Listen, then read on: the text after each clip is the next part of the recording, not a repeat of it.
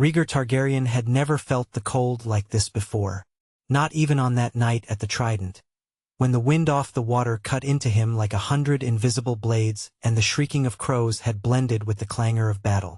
This cold was different. It was a creeping, pervasive chill that sank deep into the marrow, born not merely of frigid air and snow-whipped winds but of secrecy and hiding. He'd grown up under the hot Dornish sun, then among the warm corridors of the Red Keep, and later still in the fervor of a cause that had become his calling. Now, though, he hid in the dense northern forest near a small, remote hamlet, so far north that even few of the king in the north's vassals ventured here. In a modest wooden cottage that smelled of pine sap and old ashes, he stood by a frosted window, watching snow swirl outside like restless spirits. The shadows of tall firs blanketed the landscape in a perpetual hush. It was the kind of quiet that pressed against a man's ears, demanding reflection. A part of him still raged at how everything had turned out. The rebellion, the betrayal, his father's madness, the memory of that last stand at the Trident. There were nights he could almost feel Robert Baratheon's warhammer crashing into him again. But the blow that had truly crushed him wasn't the physical pain. It was the knowledge that his dream of a better realm, of a just rule and a prophecy fulfilled, had nearly died on that battlefield. But he had survived. Barely. Pulled from the water by loyal men. Kept breathing by the frantic ministrations of healers. His heart had still been beating, fragile though it was, as they smuggled him away in the chaos of the aftermath. Word of his death had traveled swift as ravens, passed from soldier to soldier until it became an unbreakable truth. Prince Rhaegar Targaryen had perished on the Trident, and with him the Targaryen dynasty's hopes had drowned. The realm believed that finality, and in doing so had granted him a chance. A chance at life in exile or anonymity or something in between. At first, he had intended to gather allies, to call banners still loyal to the dragon. There had been a flame in him, urging him to rally, to retake what was his. But the fire was dimmed by the presence of someone else in his life. Someone dearer than his own crown or sense of destiny. Lyanna Stark. She had run from the life she'd known for him, suffered estrangement from her family, the condemnation of the realm, and the bitterness of a betrothal broken. By the time the rebellion reached its crescendo, she was already with child, his child, their child. She had given birth in a hidden tower with only a handful of loyal midwives, while war raged across the land. Rumor had it that she died there. Rumor had it that he had fallen at the Trident. But the truth was far more extraordinary. They both lived. Lyanna, frail from childbirth, but alive. Rhaegar, battered to the brink of death, but alive. Together they slipped into the furthest corner of the north, far from prying eyes. 17 years had passed since. 17 years of careful disguises, of forging a new life under the pretense of a humble couple named Ser Baelor and Lady Mela Rivers, exiles from the south, so the rumor in the hamlet went, forced out by the political upheaval. The villagers did not pry. They were hard people of the north, content so long as their neighbors did no harm. The suspicious glances Rhaegar initially faced had softened over the years, replaced by the quiet acceptance typical of such remote places. He hunted, he fished, he shared the occasional cask of ale, and he learned to keep his secrets locked away. Jon grew up in this place, never knowing the towering walls of Winterfell or the grand chambers of the Red Keep. He only knew snow crunching underfoot, the whisper of pines, the smell of cooking stews, and the closeness of two parents who gave him love. He was a tall boy, broad in the shoulders by the time he reached 16, just as broad as any northerner. Sometimes he joked he had the build of a Baratheon, and Rhaegar would flinch inwardly, though he never let it show. Now, Jon was nearing 17, and with that age came restlessness and questions. Lyanna had insisted they not lie to him outright, that the boy deserved to know of his ancestry. Rhaegar had held back, not because he doubted Jon's worthiness of the truth, but because every time he looked in his son's eyes, gray flecked with a hint of deep violet he inherited from his father, he felt the weight of prophecy. He feared the day Jon would want to claim his birthright. Perhaps that was the reason he delayed, letting the boy remain in the comfort of their secret forest life. But neither truth nor prophecy stayed hidden forever. The cottage door creaked open. Lyanna entered. Her once dark brown hair was streaked with threads of silver, but her face retained the fierce beauty and wild vigor that had drawn Rhaegar to her in the first place. She stamped snow from her boots, hugging her cloak tight. He's at the edge of the woods again, she said softly, her voice carrying a gentle hush. He stares to the south like he can sense something. Rhaegar turned, and for a moment he thought he saw the old wolf of the north in her eyes, the same look that brandished stubbornness and loyalty in equal measure. He's at that age, Rhaegar replied. He's curious. He must wonder why we never let him venture beyond the nearest villages. Lyanna's breath came out as a soft cloud in the cold air. He saw a raven from the village maester. It carried a message about Ned Stark hosting a great tournament at Winterfell to welcome King Robert. A chill, sharper than any winter wind, slid along Rhaegar's spine. They're coming to Winterfell? Yes. The king rides north to name Eddard Stark as Warden of the North once more in a public ceremony that'll gather lords from near and far. She paused, searching Rhaegar's expression. Jon wants to go. Rhaegar closed his eyes. He remembered Eddard Stark as a quiet man, formidable in his own way. And Robert, the friend turned mortal enemy. The man who should have killed Rhaegar on the Trident. The man who believed Lyanna was stolen from him. The man whose wrath had set this entire war in motion. If Robert Baratheon set foot so close, was that the realm offering Rhaegar and Lyanna a second chance at long-delayed confrontation? Or was it a threat so dire that they would need to flee again? Robert must never see him, Rhaegar murmured. Nor must Ned suspect. Our illusions would crumble. Lyanna's eyes hardened. Do you expect Jon to remain ignorant, locked in a cottage as the entire realm moves around him? He's no fool, Rhaegar. He knows there's something about us, about himself. He doesn't look like just any northern peasant's son. And you've taught him songs of Valyria, told him of dragons. He'll puzzle it out if he hasn't already. Rhaegar wanted to argue, but he felt the truth of it gnaw at him. The boy was bright. Too bright, sometimes. Jon had once asked about the silver in Rhaegar's hair, silver that was a hallmark of Targaryen lineage, and Rhaegar had brushed it off as a quirk of birth. Jon had never seemed satisfied by that explanation. Nor did he believe the old harp that Rhaegar kept tucked away was merely an heirloom from an unnamed ancestor. Jon had asked why it bore the three-headed dragon inlaid with rubies. It was only a matter of time before the questions turned pointed. He must hear it from us, Rhaegar said, voice subdued. We'll tell him everything. Who he is. Who we are. Lyanna nodded, relief mingling with worry. He'll want to go to Winterfell after that. A boy with Targaryen blood in his veins and Stark blood will have more than just curiosity. He may feel duty-bound to see his uncle, his cousins. He may want to confront Robert. There'll be 1,000 dangers. Then we must be ready. I can't keep him in the dark any longer. Lyanna's gaze lingered on Rhaegar's face.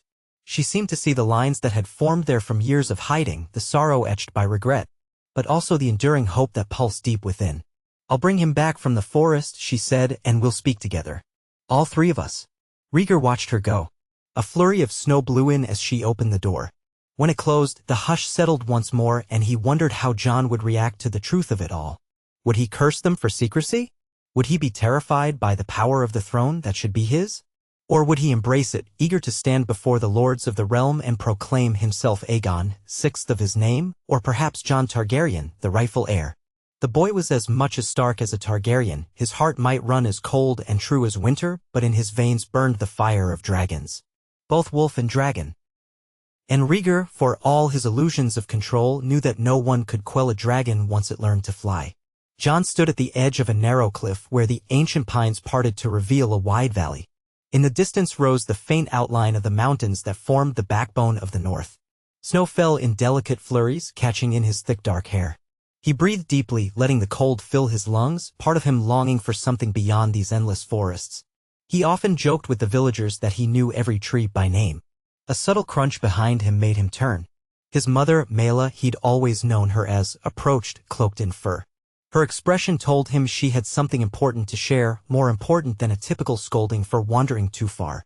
Jon, she said gently, come home. Your father wants to speak with us. He frowned a little. He's not ill, is he? No, she paused, letting her breath still in the hush of the falling snow. We must talk about matters that we've kept from you too long. His heart quickened. He'd suspected something was amiss all his life. His father called himself Baelor Rivers, yet that name never seemed to fit the man's accent or bearing. Baelor was learned, skilled in sword and harp alike, with a quiet dignity that felt more knightly than any wandering cell's word or common traveler. His mother, sometimes when she looked at the full moon, Jon saw a sadness behind her eyes, as if she remembered a life that had been violently taken from her. They had never hidden their love for him, warm, unconditional, but questions had grown like tangled weeds in his mind. "All right," Jon said, turning from the view. "I'll come." They walked in silence, the snow crunching beneath their boots, the forest seeming to hold its breath in anticipation. Perhaps he was imagining that part, but his senses felt heightened, a strange tension coiling in his gut.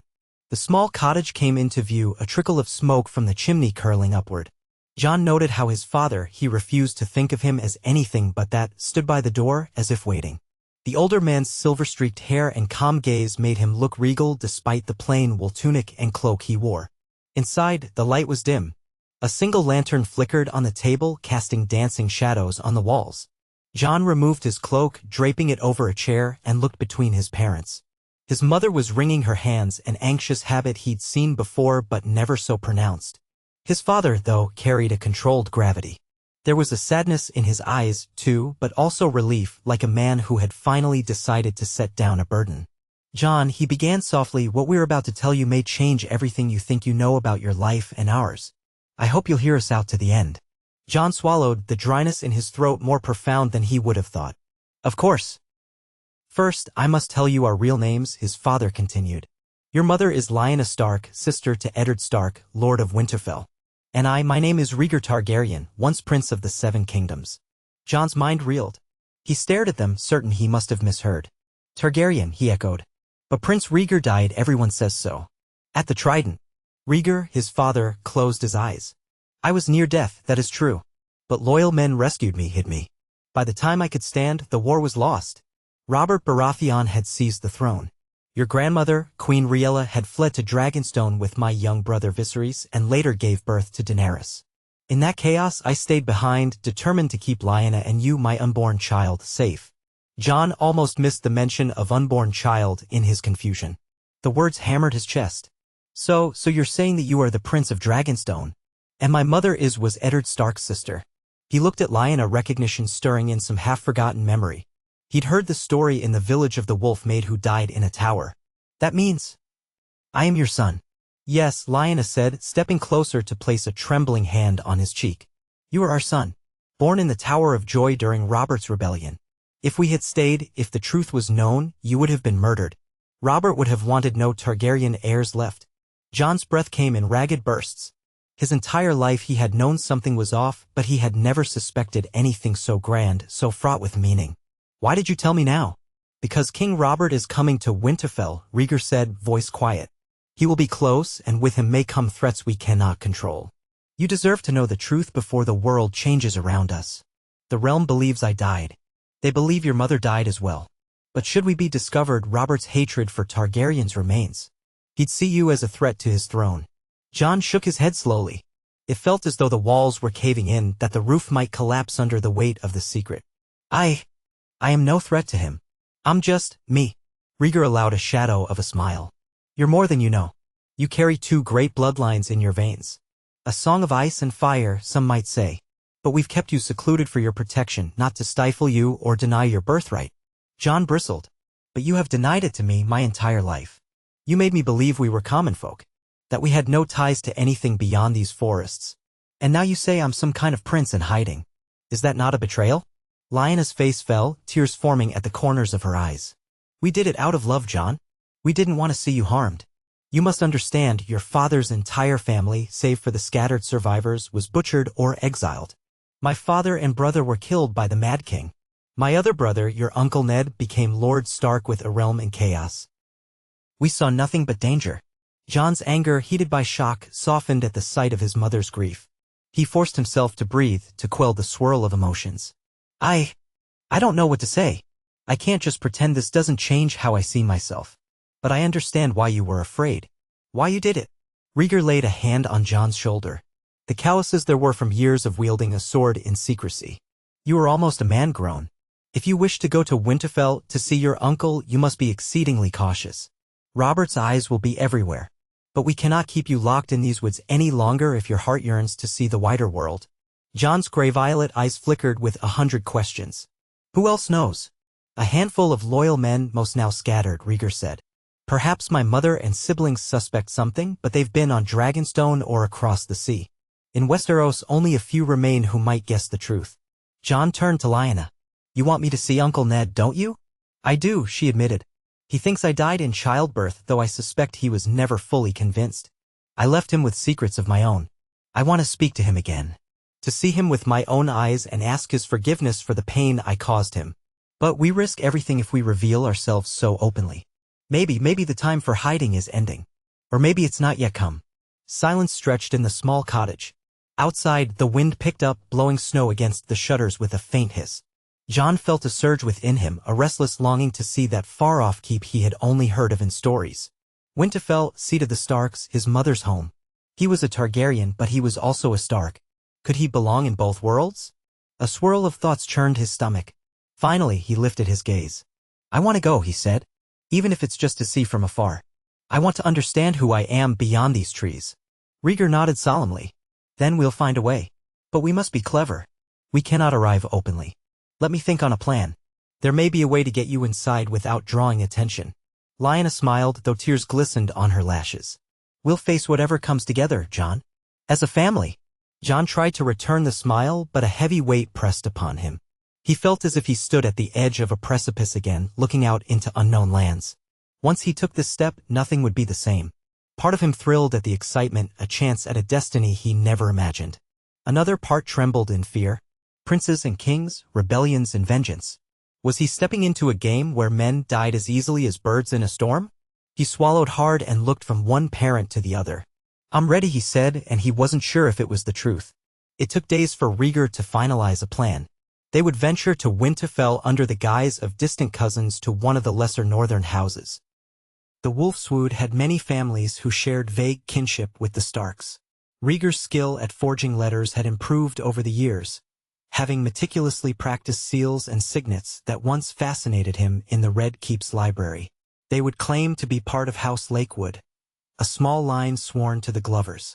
Enough confusion would swirl around the arrival of King Robert's retinue that 3 more northerners would not draw much suspicion, especially if they traveled with a local merchant's caravan. The merchant, a gruff man named Rhaegar, owed Rhaegar a favor for saving him from bandits a few winters ago. The day they departed was gray with thick clouds overhead. The small hamlet of Firwood Fork was used to seeing the Rivers family come and go on hunting excursions, so there were no prying eyes. They traveled lightly, each riding a sturdy mountain pony. Jon felt a twinge in his chest, remembering how he used to daydream about leaving these woods for an adventure, never knowing the truth behind his origins. They joined Rhaegar's caravan, which consisted of 3 wagons loaded with furs, timber carvings, dried herbs, and pickled fish.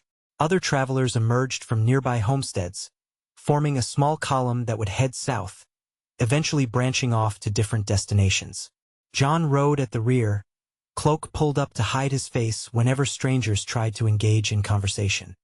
He didn't want them to notice the sharp cast of his features, or worse, the faint Targaryen gleam in his eyes. As if to distract himself, he stared at the ground, observing how different the path felt compared to his usual forest trails. Lyanna rode next to him, her posture tense. Every time a rider approached, he saw her stiffen, hand drifting near the pommel of the sword she kept hidden under her cloak. It was a short blade, but sharper than any fear she might feel. Rhaegar led the way, feigning the confident indifference of a northern traveler. But Jon sensed the coil of tension in him, too. They reached the main road that would lead them toward Winterfell after 2 days of slow travel. As the fortress's region neared, the roads became busier, full of soldiers, knights, and small folk alike, all heading for the tournament. The talk was of King Robert's arrival, the feasts planned, the rumors swirling about which lords would attend. Jon listened closely, heart pounding whenever he heard the name Stark or Baratheon. He gleaned new details about the realm he'd never known. Some said King Robert was growing fat, that he spent more time drinking and feasting than ruling. Others gossiped about the Queen, Cersei Lannister, and how she loathed the cold. There were rumors of old feuds flaring among the northern lords. And always, the presence of the Night's Watch lingered in conversations, tales of wildlings and worse beyond the wall. Jon wondered if that was the place for him, out of the chaos of politics. But then he recalled his father's words about his destiny. Could a Targaryen slip into black robes and vanish? Perhaps once, but not now. On the 4th day, they arrived in view of Winterfell's massive walls. Jon had heard stories of the great keep's size, but even that failed to prepare him for the grandeur of it. The gray stone towers rose against the backdrop of an overcast sky, the ramparts lined with guards. Steam drifted from the hot springs that warmed the castle's foundations, and a certain warmth seemed to linger in the air, despite the cold wind that swept across the open fields. The caravan approached the main gates. Jon's throat tightened as he saw the sigil of House Stark displayed prominently, this gray dire wolf that was, in truth, part of his own heritage. Would these walls sense his arrival? Would the ghosts of his mother's ancestors stir at the presence of a hidden wolf returning? Rhaegar presented some forged credentials to the guards, grumbling about his wares for the upcoming festivities. Coins changed hands discreetly, and the gatehouse parted for them. They entered the courtyard, a bustle of knights, servants, and commoners milling about. The courtyard of Winterfell was alive with the ring of blacksmiths' hammers, the aroma of fresh bread wafting from the kitchens, and the soft hiss of horses shifting in their stalls. Rhaegar guided their ponies behind Rhaegar's wagons toward the outer stables. Once there, stable hands took the reins, and Rhaegar dismounted with practiced ease. Lyanna did the same, though Jon noticed how her eyes flitted about in near panic, as though memories threatened to overwhelm her. She was returning to the place of her childhood, a place she had fled so long ago. They made their way among the throngs. Rhaegar moved gracefully, a hooded figure among many, ignoring the stares of sellswords and travelers. At last, they reached the modest quarters arranged for them, two small adjoining chambers in a guest wing intended for lesser lordlings or well-to-do merchants. Jon found himself in a cramped space with a single narrow bed, a small table, and a flickering torch in a wall sconce. It was more luxurious than the cottage, but he didn't feel at ease. The air felt thick with the presence of old secrets. Rhaegar exhaled once the door was shut. "We're here," he said, allowing a small, tense smile to appear. "Safely, it seems." Lyanna let her hood fall, revealing hair that was braided and pinned. She looked around as though expecting to see her younger self appear in the corner. "It's so strange to be inside these walls again. This was my home. Ned is here somewhere, my brother." Jon, feeling the swirl of tension in the air, spoke quietly. "Should we try to see him tonight? There will be too many eyes during the day." Rhaegar nodded. "Tonight? Under darkness, perhaps? We'll find a way to speak to him alone, or at least pass him a message. If he's the man I remember, honorable, loyal, he'll listen to us first before raising an alarm." A cautious plan emerged. After nightfall, Lyanna would make her way through a maze of corridors she still remembered from girlhood. She would find Ned's solar, or perhaps intercept him returning from the feast. Meanwhile, Rhaegar and Jon would keep watch, ready to whisk her away if anything went awry. It was a risk, a tremendous one, but their entire journey was a risk. Hiding in shadows only prolonged the inevitable. Until then, they had to remain inconspicuous. Rhaegar instructed Jon to roam the courtyard and mingle with the other young men as any lesser noble might. "Learn what you can of the mood here. Keep your hood raised or your hair falling forward to hide your eyes if you can." Jon, though anxious, relished the chance to explore. He left the chambers and made his way down winding corridors, eventually finding the courtyard again. There, the training yard was abuzz with soldiers practicing archery, sparring with swords, or engaging in boasts about their martial prowess. He slipped among them, occasionally stopping to watch a particularly interesting bout. He saw a tall young man with auburn hair wearing fine clothes embroidered with a lion's head. A Lannister, presumably. That must be Joffrey Baratheon's cousin or some relative of the queen. And off to one side, near the archery butts, a girl with red hair was giggling with a couple of knights, enthralled by their stories. Another Stark? Ned Stark's daughter, Sansa, if rumor served. Jon felt a tug on his heart. These people were his kin in a roundabout way. Cousins, though they would not know it. He wanted to see Robb Stark, the heir to Winterfell, or perhaps the bastard, Jon Snow. No, that name was his own in some ironic twist. But it was risky to linger too long, so he kept walking until he noticed a large man in fine robes boasting to a cluster of smaller courtiers. The man's face was flushed with drink, and his voice boomed. "King Robert will be here soon," the man said. "We'll have feasting for days, the biggest boar hunts, and oh, the melee. I can't wait to see which knight stands last in the ring." Jon halted in place, chilled. That was the name, Robert. The usurper. He realized with a start that Robert could be in Winterfell any day now. He turned away, heart-pounding. The man was so cavalier, so jovial about it all, while Jon's parents hid in the shadows of these very walls. He swallowed and moved on, weaving between groups of strangers, trying not to be noticed. A pair of castle guards glanced at him as he passed, but gave no sign of suspicion. Eventually, he slipped into a lesser-used corridor near the glass gardens where only a few people wandered. The warm air from the glass structures carrying the smell of damp earth and growing herbs washed over him. He allowed himself a moment to breathe, heart still racing from the tension. He was so close to discovery. What would happen if a guard demanded to see his face clearly? If someone recognized him as not quite northern? He had to keep calm. A small voice behind him made him whirl around. "Are you lost?" A girl stood there, draped in a cloak. She had brown hair and gray eyes, her face alight with curiosity. She looked younger than him, perhaps by a year or two. He recognized her from the courtyard where she'd been practicing archery with a group of boys and outshining them all. Arya Stark, if his assumptions were correct.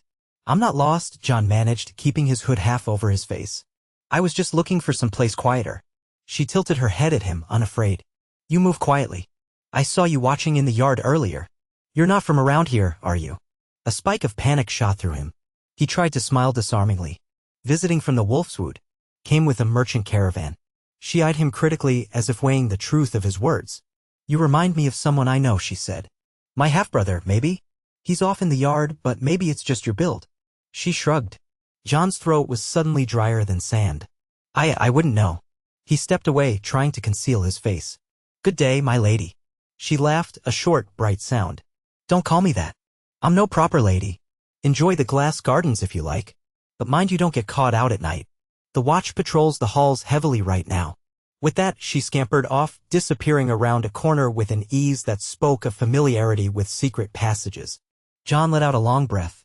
The chance meeting left his heart pounding as though he'd been a hare spotted by a wolf.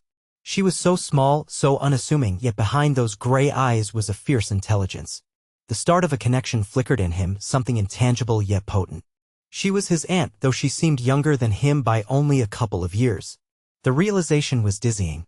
These were his mother's people, and yet he must remain a stranger to them. Night was not far off. He headed back to the cramped chamber, slipping in just as a pair of guards passed in the corridor. Rhaegar and Lyanna were already there, speaking in low tones. Lyanna looked up at Jon, relief in her eyes. "You're all right?" she asked. He nodded. "I met a girl in the corridor. Arya Stark." She recognized I was a stranger, but didn't press much. Lyanna exhaled, pressing a hand to her chest. "You must be careful, Jon. She's Ned's youngest daughter from his marriage to Catelyn Tully. She's sharp." He rubbed his temples. "I'll be more careful." Rhaegar cleared his throat. "It's time. Or near enough. The evening feast has begun in the Great Hall. Ned will likely attend. Once the festivities wind down, he'll retire to his solar. That's our chance." Lyanna took a deep breath and stood, adjusting the belt that carried her sword. "I'll go. Ned will know me. But gods, I'm not sure how he'll react. He might faint at the sight of his dead sister walking through his door." Her attempt at levity fell flat. They were all too tense for laughter. Rhaegar stepped forward and gripped her shoulders gently. "I'll be close behind, out of sight. Jon will wait near the corridor that leads to Ned's rooms in case you need help." Jon swallowed. He had never felt so alive or so afraid. "I'm ready." And so they went. They left the cramped chamber, moving like ghosts through Winterfell's corridors. The torches on the walls flickered, casting dancing shadows. Sounds of music and laughter drifted from the great hall where visiting lords and knights indulged in the feast. Lyanna guided them through servant passages, rarely used stairwells, her memory of this fortress's labyrinth uncanny. Jon tried to keep track of each turn, but after a while he was utterly disoriented. At last, they reached a narrow hall lit by only 2 torches. At the far end, a thick wooden door stood guarded by a man in House Stark livery. Lyanna halted them in the darkness, pressing close to the wall. Jon peered around her shoulder. The guard looked bored, arms crossed over his chest. "How will you get past him?" Jon whispered. Lyanna's mouth set in a grim line. "We'll distract him somehow, or we wait until Ned has finished his feast." She looked at Rhaegar. "Perhaps we should wait. He'll likely come here after the feast. The guard might accompany him inside but wait outside after." Rhaegar nodded. "Then we wait. Let's find somewhere to hide." Nearby, there was a disused alcove that led to a narrower, older corridor. They slipped inside, crouching in silence. Time crawled by. From distant halls, the echo of music, shouting, clinking cups. Occasionally, footsteps would approach and they would tense, but no one came down their deserted hall. At some point, Jon felt his legs ache from standing so long. Yet they did not move. Then, at last, a small group approached. Lyanna peered out, eyes wide. Jon saw 3 figures coming up the hall. One was a tall man with dark hair peppered by gray, solemn-faced, wearing the badge of House Stark. Eddard Stark. Beside him walked another man, shorter and rounder, wearing robes that marked him as a counselor or steward. Behind them, the board guard from before. They reached the door. Ned Stark paused to speak with the shorter man, who nodded and excused himself back the way they came. The guard opened the door. Ned entered alone, and the guard closed it from the outside, taking post again. Lyanna inhaled shakily. That's him. My brother. Tears glistened in her eyes.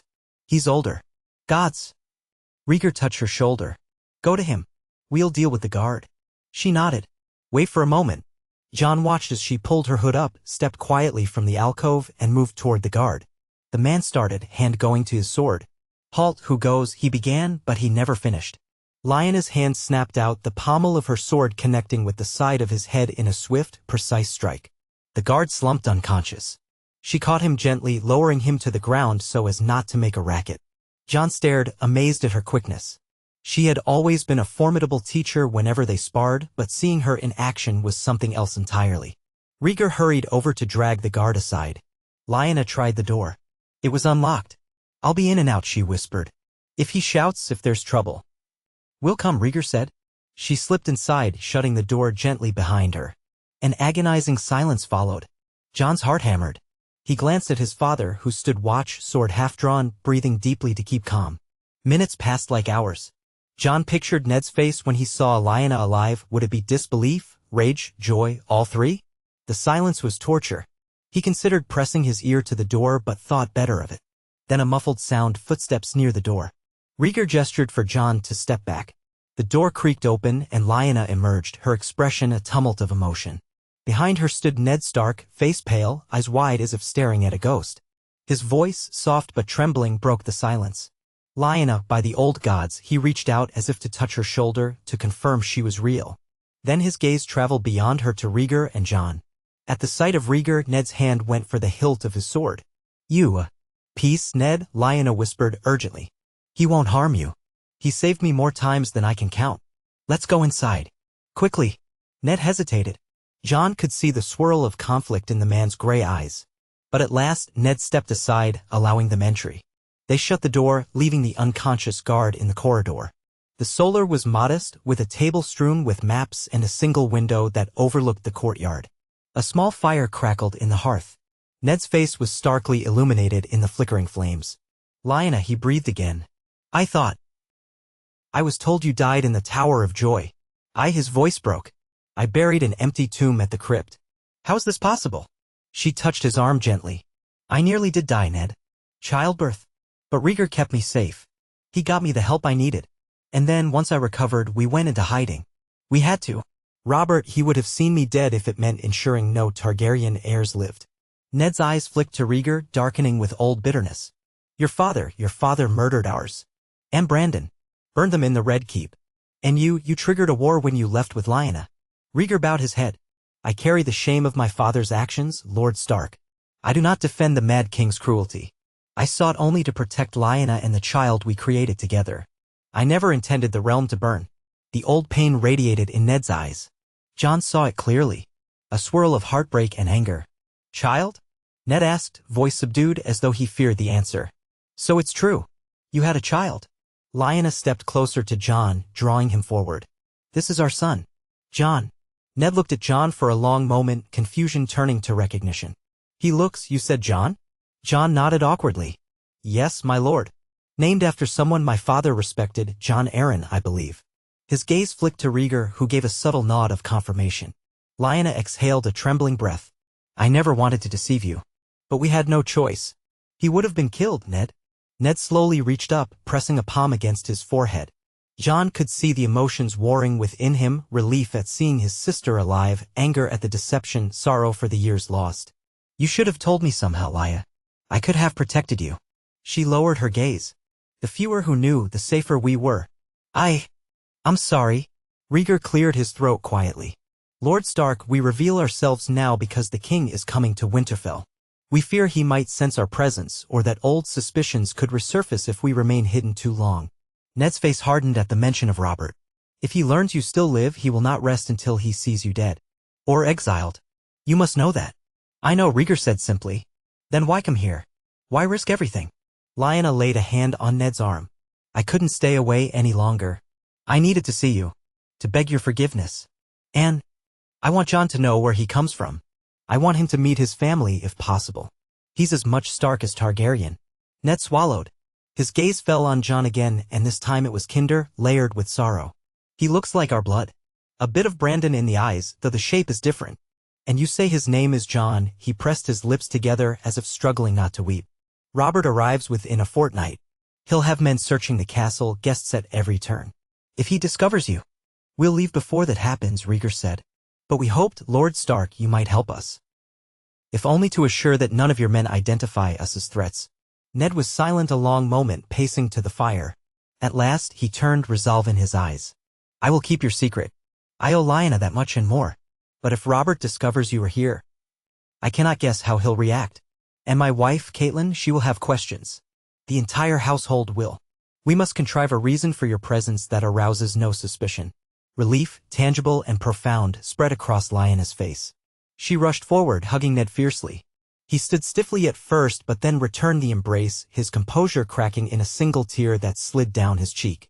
Jon felt a lump in his throat. This was family, reconnected after so many years. He glanced at his father, who observed them with a solemn tenderness. When Lyanna pulled away, Ned looked to Jon, uncertain. Jon inclined his head respectfully. It's an honor to meet you, my lord. Uncle. Ned managed a faint smile. Gods, you have no idea how strange that sounds. But yes, I suppose. I suppose I am your uncle. He ran a hand through his hair, exhaling sharply. We'll say your lesser northern lords come early for the tournament. I'll arrange for you to keep your chambers and we'll give word to the guards that you have my favor. That should quell immediate suspicion. Rhaegar nodded, relief shining in his violet eyes. Thank you, Lord Stark. Stop calling me that, Ned said, a weak attempt at humor. I never wished to be lord of anything. I only became lord of Winterfell after father and Brandon. After your father, he trailed off, looking at Rhaegar with a complicated expression. This does not absolve the Targaryens of their crimes. But I see in you. I see a man who regrets what happened. Perhaps you are not your father's son in that regard. Rhaegar bowed his head deeply. That is all I could hope for, Ned. They spoke in hushed tones for a while longer, forging the details of their cover story. Ned would keep them away from Robert upon the king's arrival. Jon, meanwhile, might have a chance to mingle with the other young nobles if he wished, so long as he stayed far from the king's notice. Lyanna listened, taking it all in. She would lie low, content merely to be under the same roof as her brother once more. But inevitably, the conversation turned to the question of what would happen next. Where would they go once Robert's visit ended? Would they retreat to the forest again? Or attempt something bolder? The realm has changed much since the war, Ned said, leaning on the back of a chair. Robert rules in name, but the Lannisters hold significant power through the Queen. Your siblings? Viserys and Daenerys, they live in exile across the narrow sea, or so I've heard. If you reveal yourself openly, you risk reigniting conflict. Rhaegar's gaze darkened. I've heard my brother wanders from city to city in Essos, clinging to illusions of restoring the throne by force. Daenerys would be near grown by now. I don't wish to dethrone Robert if it means another war. But prophecy you. Jon blinked, curiosity piqued. Prophecy? Rhaegar sighed. A Targaryen tradition. The prince that was promised, the song of ice and fire. I once believed it was my destiny. Then I believed it might be in my children. Someday I'll explain. For now, let it suffice that I suspect you have a role to play in shaping the fate of the realm, Jon. Ned raised an eyebrow but didn't press. Whatever the case, we must keep you hidden for now. One misstep and Robert's wrath will be upon us all. Please, Lyanna, stay out of sight. My men can bring you food and anything else you need. Jon, if you wish to see Winterfell, do so under a false name. Rhaegar, there are some armors in the old storerooms that might fit you if you need a disguise. But do not reveal your face to anyone. If he sees you, it will be war. They parted ways soon after, with Rhaegar and Lyanna slipping back into the corridor. Jon lingered a moment, looking at Ned Stark. The man offered a small, sad smile, the torchlight dancing on his features. There was something unspoken there, perhaps regret at all the years lost. Or the knowledge that this fragile reunion could be shattered at any moment. You have more Stark in you than you know, Ned said softly. I can see it. Be proud of that. Then he ushered Jon gently out the door, relocking his own secrets away. A week passed in a whirlwind of subterfuge. By day, Jon wandered Winterfell's courtyards and halls, sometimes watching the Stark children from afar. He felt a profound yearning whenever he saw them laugh or bicker, the closeness of siblings that he'd never had. Robb, tall and confident. Sansa, graceful and courteous. Arya, fierce and determined. Bran, inquisitive. Rickon, just a small boy. And then there was the other Jon Snow, the recognized bastard of Ned Stark who looked so much like him it was uncanny. Dark hair, gray eyes, a lean build. Yet the older boy carried himself with a quiet sense of not belonging, of drifting at the edges of the family. Jon Targaryen felt an inexplicable connection and pity all at once. They were both living secrets in a way, though one knew it and the other did not. His mother, too, found moments of hidden solace. She slipped through forgotten corridors to catch glimpses of Ned, occasionally exchanging a few private words. She never revealed herself to the rest of the Stark family, though once or twice Jon saw her eyes burn with longing as Sansa and Arya walked by, giggling over some private joke. Lyanna confided in Jon that it hurt to stay silent, but for their sake, she had to. Rhaegar mostly remained in their chambers, studying old books Ned provided, or pacing restlessly. He confided in Jon one evening, by the dim glow of a single candle, that each passing day in Winterfell reminded him of the dream he once had for the realm, of uniting the kingdom's might against the threat beyond the wall, or forging alliances instead of sowing division. But the presence of Robert's impending arrival weighed on him like a storm cloud. And then, on a cold, crisp morning, horns sounded at the gates. The king's procession had arrived. Winterfell erupted into activity, servants rushing to prepare a lavish welcome, stewards guiding visiting lords to appropriate chambers, guards forming lines in the courtyard. Jon observed from a high balcony hidden behind a stone pillar. His father and mother stayed in their quarters. They dared not be seen.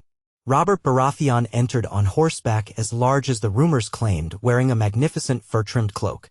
His dark hair had thinned and his beard was heavily streaked with gray. He had grown stout, with a belly that spoke of years of feasts and ale. Yet he still carried the warhammer at his side, a relic of the rebellion. Jon felt a raw pang of dread at the sight of that weapon, imagining how it had almost ended Rhaegar's life at the Trident. Ned Stark stepped forth to greet him, the pair embracing like old friends. Jon squinted, watching Robert grin and clap Ned on the shoulder, the two exchanging boisterous greetings. The entire courtyard cheered. Golden Lannister men followed behind, the Queen's retinue. Cersei herself was there, regal and cold. Her piercing green eyes surveyed the keep with disdain, as if it were beneath her station. Procession after procession poured in, knights, lords, ladies, each more splendidly dressed than the last. And among them, the king's children, Prince Joffrey, tall, golden-haired, and arrogance in his posture that soured Jon's stomach. Next came Princess Myrcella and Prince Tommen, both younger, more unassuming. Jon studied them all, realizing these were his distant cousins, through Robert's grandmother being a Targaryen. The lines of the realm were tangled indeed. The next days were a swirl of feasting and hunting. Jon was forced to remain discreet, appearing only as a minor northern lord's ward at large gatherings, nodding politely but never pushing forward to meet the king. There were near misses, times when Robert's attention swung around the hall, scanning faces, and Jon felt that old hammer of fear in his chest. But Robert never lingered on him. Lyanna and Rhaegar stayed away from the Great Hall. Ned occasionally visited them, bringing news of the festivities. Robert grows bored easily, he told them once, frustration in his voice. He wants a great hunt tomorrow and then the melee the next day. After that, the man will no doubt want to head further north to see the wall. You should be safe so long as you keep to yourselves until he leaves. And so it went until one night, after a long feast, Jon slipped out to walk the battlements. The moon was high and the wind bit at his cheeks, but he needed space to think.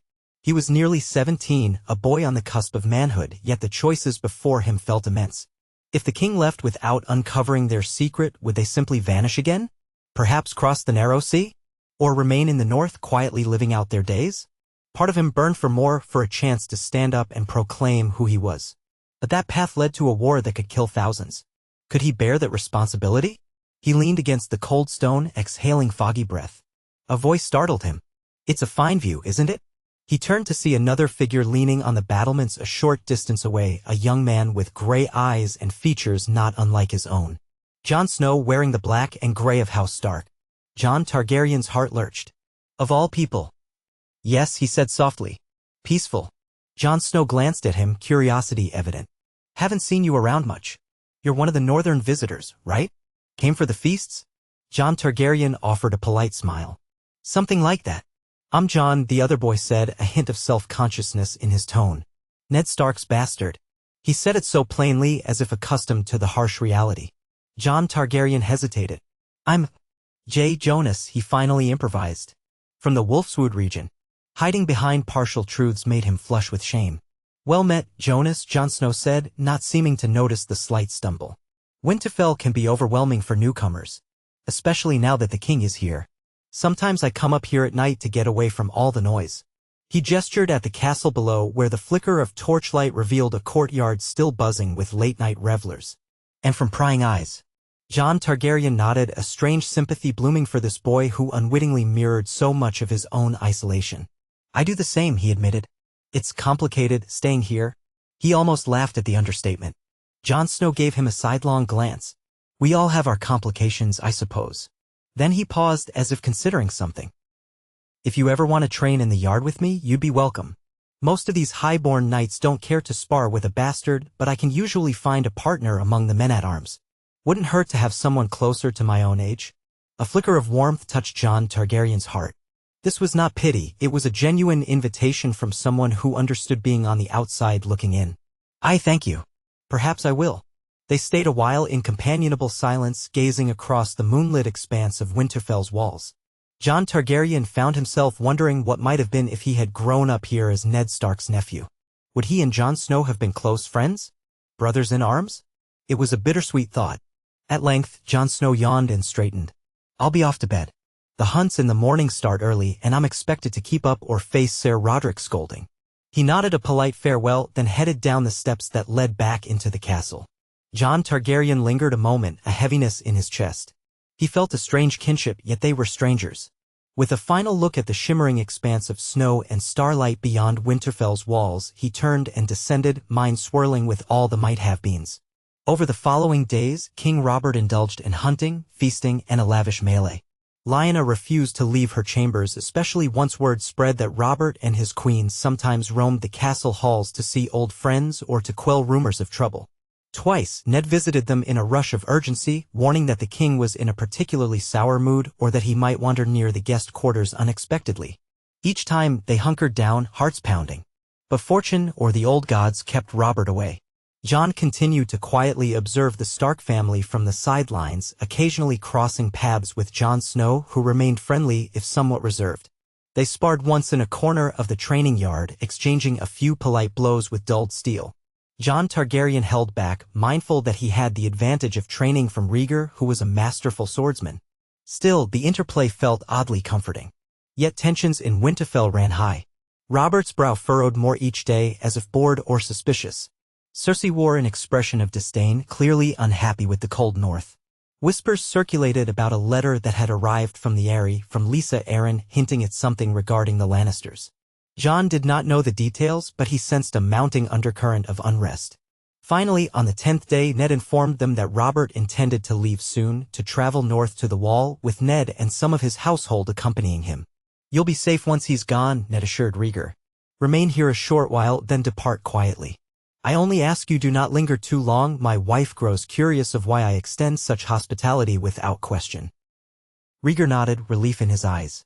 We owe you more than we can ever repay. Ned's gaze flicked to Lyanna, who stood at Rhaegar's side. I only wish I had known sooner, Lya. Perhaps we could have avoided so many years of heartbreak. A tear shimmered in her eye. We can't change the past, she murmured. He nodded solemnly. At least you're alive and well. That's more than I dared hope. The day of the king's departure arrived, a grand cavalcade forming in the courtyard. Robert looked hungover but determined, bellowing orders at his knights and squire. Cersei made no attempt to hide her displeasure, while Joffrey sulked at having to travel in the cold. Ned Stark stood with them, stoic, exchanging a final few words with Robb and Catelyn. Jon Targaryen, watching from a hidden balcony, felt an immense wave of relief as the gates opened and the procession began to file out, banners fluttering in the wind, horses snorting in the chill morning air. Robert Baratheon never looked up at that balcony, never saw the boy whose father he'd nearly slain on the Trident. To him, it was just another blank castle face. When the last of the golden banners disappeared from sight, Rhaegar let out a breath he seemed to have held for years.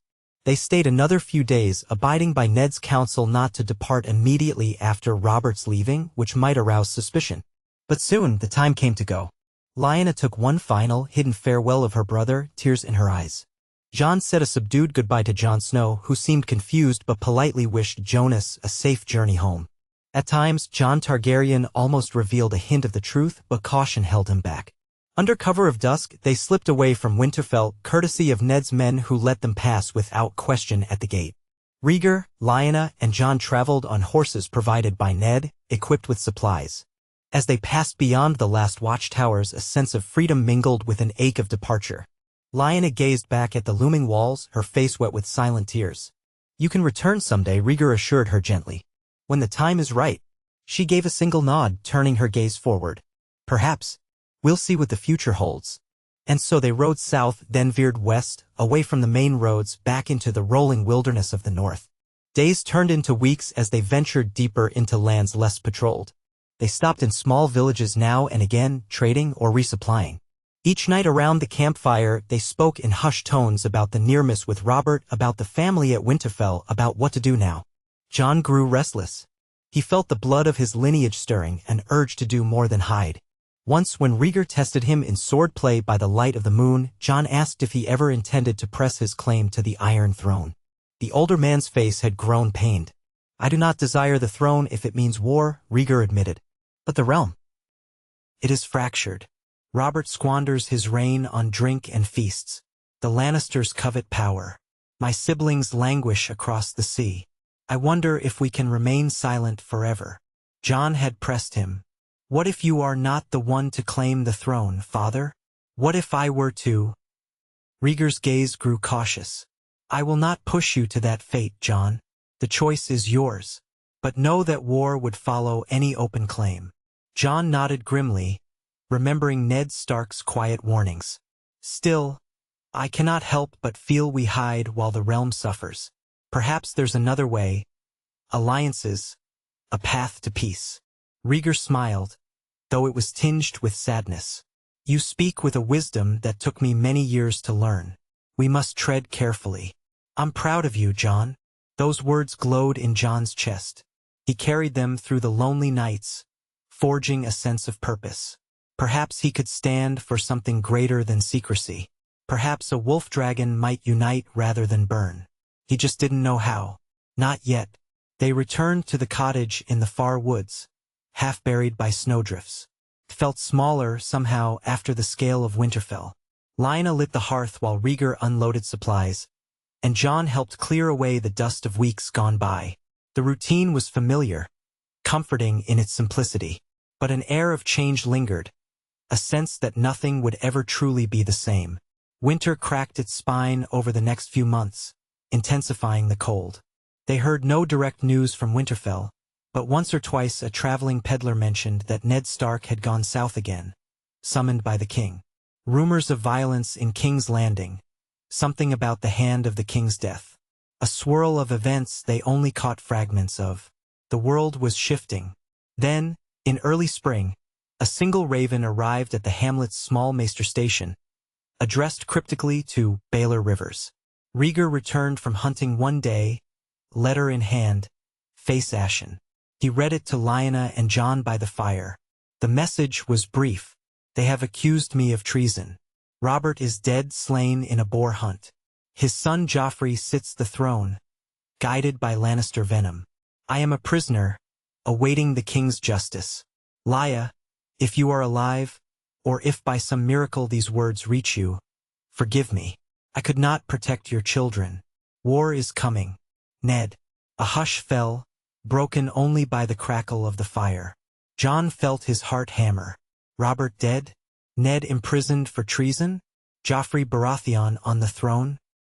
He looked at his father, whose face betrayed a tempest of emotions. Then at his mother, who trembled in rage and despair. Her voice, hoarse, shattered the silence. "We can't let him die. He risked everything for us. For me. We have to help him." Jon exhaled slowly, feeling the weight of destiny press down. "Yes," he said, voice firm despite the fear burning in his veins. "We have to."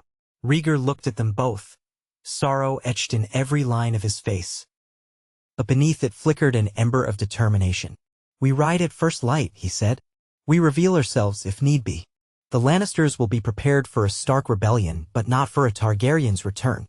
Lyanna's eyes gleamed. War is here, whether we wish it or not. We cannot stand aside. She looked at Jon, a silent question in her gaze. Would he stand with them? Jon squared his shoulders, the blood of wolf and dragon boiling in his veins. I'm with you. Always. None of them slept that night. They prepared quietly, packing what little they had of value, warm cloaks, weapons, bits of coin. Rhaegar brought out the old harp with the three-headed dragon inlaid, and then something else, a sword, slender and shining, with rubies in its pommel. A Targaryen blade, hidden all these years. At dawn's first light, they mounted their horses. The forest around them was silent except for the crunch of snow beneath hooves. Clouds drifted overhead, tinted pink and orange by the rising sun. Jon's heart pounded with fear and exhilaration.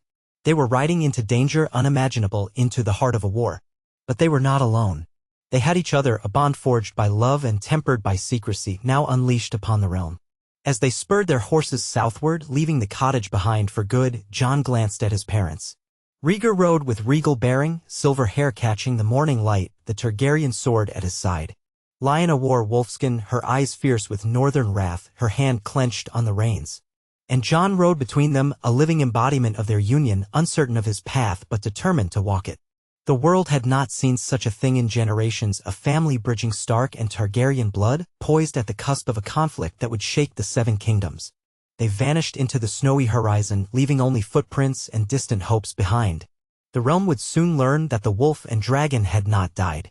They lived and they rode for King's Landing, where swords would clash, thrones would tremble, and destiny awaited the boy who was born. Jon Snow to the world, but who carried the secret name and heritage of a Targaryen prince.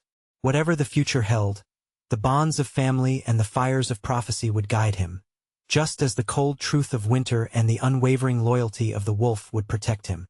A song of ice and fire, at last ready to be sung. They rode at first light, with no lingering farewells to the place that had once been a shelter against a brutal world. Snow still covered much of the ground in the north, though a slow thaw was creeping in with the promise of spring. The air was crisp and razor-sharp. Breath rose in white wisps, and the horses let out snorts that carried plumes of steam. Their small party was barely more than 3 figures astride strong northern steeds, Rhaegar Targaryen, Lyanna Stark, and their nearly grown son, Jon. Yet an undercurrent of significance attended their every move. If anyone along the wooded path had known who these 3 truly were, the realm's entire history might have altered in a heartbeat. They kept to nameless roads and avoided major towns, seeking the loneliness of pines and the silent watch of frozen lakes. There was little time to lose. Ned Stark was imprisoned in King's Landing, accused of treason after Robert's sudden death. War loomed on the horizon, but the king's city was many leagues to the south, a long and perilous journey. Though their hearts urged haste, Rhaegar insisted on caution. One slip, one careless crossing of a main thoroughfare, and the Lannisters' men or the gold cloaks might fall upon them. He had survived the horrors of one war. He knew how easily a single misstep could lead to a noose or a spear. They spoke little in that first day of riding. The shock of Ned's letter still weighed on them. Lyanna's grief manifested in a fierce, smoldering anger that made her eyes shine like steel. She pushed her horse forward relentlessly, and whenever Rhaegar cautioned her to slow, she'd bite her lip and nod, as if reminding herself that caution mattered more than the rush of revenge. Jon's head spun with questions. So many nights, he'd listened to whispered tales of how Robert Baratheon ascended to the throne, how Ned Stark served faithfully as Robert's right hand, how a fragile peace had settled over the 7 kingdoms in the decades since the rebellion. And now, everything had cracked apart. The letter told a grim story. Robert killed by a boar during a hunt, Joffrey crowned king, Ned taken for treason. It was more than a turning of the tide. It was as though the realm itself reeled. Rhaegar had said more than once that Robert's rule was bound to crumble one day. Too much debt, too many empty feasts, not enough wisdom. But Jon had never imagined the consequences would arrive so quickly or so violently. To Jon's thinking, there was a sliver of hope in the chaos. If Joffrey's legitimacy was questioned, whispers of the boy not truly being Robert's son abounded. Then perhaps the realm might be more receptive to the idea of a surviving Targaryen prince. Or perhaps they would not. Perhaps centuries of hatred for the Mad King's line would override any question of Joffrey's parentage. Rhaegar had taught Jon that the hearts of lords turned by advantage, not sentiment. Still, Jon felt an odd rush of fierce determination. He was the blood of the dragon and the wolf, and if saving Ned Stark required revealing that blood, so be it. They made camp late that night in a hollow of trees near a half-frozen stream. No farmers' cottages were nearby, no village lights winked in the distance. Only the endless gloom of the forest, with branches that groaned softly in the cold wind. Lyanna built a small fire, hunched over it with her cloak tucked around her shoulders. Rhaegar and Jon saw to the horses, ensuring they had feed and water. When Jon and his father returned to the fireside, the silence lingered, but it was heavy with unspoken thoughts. Finally, Lyanna looked at Rhaegar across the flickering flames. "We'll need allies," she said. "Not just swords. Trusted souls who'll keep our secret until we decide otherwise. If we ride straight to King's Landing just the three of us, we'll be lost in a day. The Lannisters control the city watch. They'll have spies everywhere." Rhaegar spread his hands toward the fire, warming numb fingers. The faint orange glow played off the silver in his hair. "I have some ideas," he said quietly. "Some old friends may still live in the Riverlands, those who once supported me in the war. But we'd need to move carefully. The Riverlands are about to become a battlefield if Tywin Lannister marches east. And Jon, your Uncle Ned, he's not the only hostage. The Lannisters may hold Sansa Stark as well. We must be certain any approach doesn't put her in greater danger." Lyanna tensed at the mention of her niece. She had only seen the girl from afar at Winterfell. All her motherly instincts, sharpened by her own years in hiding, roared at the thought of that bright-eyed child in the Lannisters' clutches. "We need word from King's Landing," she said. "Something more than Ned's letter. That was written under duress, no doubt. If the Lannisters discover even a rumor of Rhaegar Targaryen's survival, they'd double their watch on Ned. They'd kill him before letting him become a rallying cry." Jon could bear the tension no longer. "Then how do we get word? Raven? A messenger? If we rely on normal channels, the Lannisters will intercept everything." "Varys," Rhaegar said, grim but thoughtful. "He was the master of whisperers when I was at court. An enigmatic man, cunning, with spies across the realm. He might be the only one capable of smuggling messages in or out. The question is whether Varys would help me. He served my father, but he also served Robert." Lyanna gave a sour smile. "He serves the realm, or so he claims, which might work in our favor if he thinks Joffrey's ascension will bring ruin." "And if not?" Jon asked. "He might betray us?" Rhaegar nodded. "It's a risk, but everything's a risk now. I think it may be the best option. If we can find a way to reach him discreetly, he could arrange a meeting or at least confirm Ned's situation. Perhaps even help us smuggle Ned out." "I'll ride alone if I must," Lyanna said fiercely. "Sneak into the city if that's what it takes."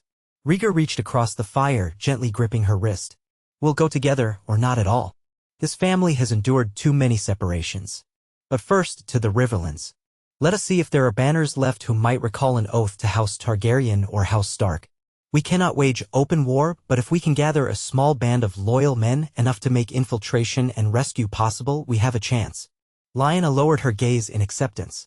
Jon nodded as well, relief tempered by the swirl of what might come next. He pictured the Red Keep, looming, labyrinthine, surrounded by high walls and the watchful eyes of the Gold Cloaks. Rescuing Ned from the heart of Lannister power would be no small feat, but with each passing day, the realm slid closer to war. Doing nothing was not an option. They ate a silent meal of dried meats and hard bread. Afterward, Rhaegar carefully unwrapped the Targaryen sword he had carried from their old cottage. Jon had only seen glimpses of it, but now, by firelight, the blade gleamed.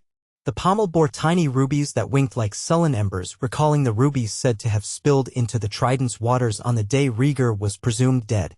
The steel was Valyrian, etched so subtly that one had to tilt the blade at an angle to see the ripples in the metal. It looked older than the world, yet lethal as the day it was forged. "This belonged to our house for centuries," Rhaegar said quietly, running a thumb along the fuller. It's not Blackfire, not Dark Sister, those were lost long ago, but it has a lesser name that means just as much, Heartsbane, once the ancestral sword of House Tarly, though my father seized it under questionable circumstances. It's a relic of simpler times, or so I thought when I took it. Since then, it's been hidden away. He paused, expression distant. Not the proudest legacy to keep a stolen sword. But it may serve us now. He tested its weight, then offered it, hilt first, to Jon. Jon hesitated, heart pounding. Father, that sword belongs to you. I have a different weapon that suits me better, Rhaegar said. A simpler blade, good steel? I always favored my harp over any sword. But you, Jon, you've grown strong in your training. This might serve you as well as any blade can serve a man. If war is upon us, you should carry something worthy of your heritage. It's not truly ours by right, but the Tarlys bent the knee to Robert, and Samwell Tarly, Randall Tarly's son, was forced to join the Night's Watch if the rumors are true. We have no reason to return the sword to them. Keep it if you will. But understand. A sword doesn't make the man. It's only a tool. The heart behind it matters far more. Jon swallowed, carefully taking hold of the hilt. The rubies glinted in the flickering flames, and the Valyrian steel felt preternaturally light, almost alive in his grasp. Thank you, he managed, voice tight with awe. Lyanna watched, a sad half-smile curving her lips. You remind me of Brandon Stark, my eldest brother, she said softly. He was always eager to test the reach of his blade, always brimming with courage. She glanced at Rhaegar. Let's hope our Jon has more sense than Brandon did or than we did in our youth. Jon couldn't help but smile ruefully. I promised to try. They bedded down, each taking a turn at watch. The night pressed in, cold and unfriendly, but the weight of resolution now kept them awake more than any chill. In the morning, they quenched the fire and rode on, forging a path southward that would eventually lead them toward the Riverlands. Days became weeks. The snows receded in places, leaving behind icy mud and swollen rivers. They avoided major strongholds, circling far from the main roads and crossing the Great Lake of God's Eye only by renting passage on a small fishing boat. The fishermen asked no questions, only extorted a stiff price in silver, which Rhaegar paid without protest. In the evenings, they gleaned whatever news they could from travelers. They heard that the lords of the north were calling banners. Robb Stark had taken up arms after his father's imprisonment. Riverrun was threatened by the Lannisters, who had already sent Rhaegar Clegane and other marauders to ravage Tully lands. King's Landing bristled with unrest, the city seethed under Joffrey's erratic rule. There was talk of a new hand of the king, Tywin Lannister, and of the southern lords choosing sides in a rapidly expanding conflict. The whole realm was lighting up like a tinderbox. Lyanna's face grew pained every time mention of Robb reached her ears. He was her nephew, waging war to free his father, her brother, and she could do nothing to help him directly without exposing herself. Rhaegar counseled patience. If Robb can bring the northern host down, it might force a negotiation with the Lannisters that frees Ned. But Tywin Lannister is cunning. He'll strike quickly at the Riverlands, try to break the Tully-Stark alliance before it cements. We might find allies in Riverrun if we get there in time. Eventually, they crossed a stretch of farmland that bore signs of recent pillage, burned-out cottages, battered fences, rotting corpses of sheep. The oppression of the Lannister raids haunted every mile. Smoke sometimes lingered on the horizon, rising from hidden hamlets set ablaze by marauding soldiers. Jon's anger simmered anew each time they passed another ruin. This was the price of war, the fate of common folk whenever lords clashed for power. If he or his father aspired to lead one day, it would have to be different. One late afternoon, at the edge of a blackened field, they found a group of refugees huddled beside a stream, cooking what looked like turnips in a battered pot. Their clothes were ragged, their faces gaunt. At the sight of armed riders approaching, the men scrambled for pitchforks and crude clubs, while the women clutched children. Rhaegar and Jon lifted their hands, palms out, to show they meant no harm. Lyanna offered a gentle greeting, though she kept her other hand near her sword's hilt. Gradually, the refugees realized these newcomers were not Lannister outriders or brigands. An older man with a grizzled beard approached warily. Who are you, then? Best turn around, there's nothing left for you here. Lannisters took it all. We come as friends, Rhaegar said calmly. Seeking news. You've seen Lannister men riding through? Seen them? We've lost everything to them. Spat the man. Ser Rhaegar Clegane and his devils. Burned the villages, took the grain, killed anyone who resisted. We're from a village near Harrenhal. There's an army gathering at Riverrun, we hear, under the Tully banner, but we don't dare go there. Too many soldiers, all hungry for coin or blood. We just want to survive. Jon's eyes flicked to a young girl crouched behind the pot. Her hair was thin, her face hollowed by hunger. He remembered the small, quiet security of that cottage in the north, and how easily it could all be taken away. Before he realized what he was doing, he dismounted, dug into the saddlebags, and pulled out a parcel of dried venison. Approaching slowly, he offered it to the girl. She stared, wide-eyed. After a moment, the man, her grandfather, maybe, nodded, and she took it, tears forming at the corners of her eyes. "You've done us a kindness," the old man murmured. "I don't know if we can repay it." Rhaegar spoke gently. "We ask only for a bit of information. Are the roads ahead patrolled by Lannister soldiers?" The man jerked his chin southward. "Aye, small bands here and there. Watch yourself if you're heading for Riverrun. Tywin Lannister's camp is rumored to be near Harrenhal, though the place is so big his men might be anywhere around. The Lords Tyrell and Renly Baratheon marched somewhere to the south, or so rumor says, so the Lannisters keep their men spread out." Lyanna frowned. "Renly Baratheon? He's declared for the throne. Declared himself king, so we hear," the old man said with a bitter laugh.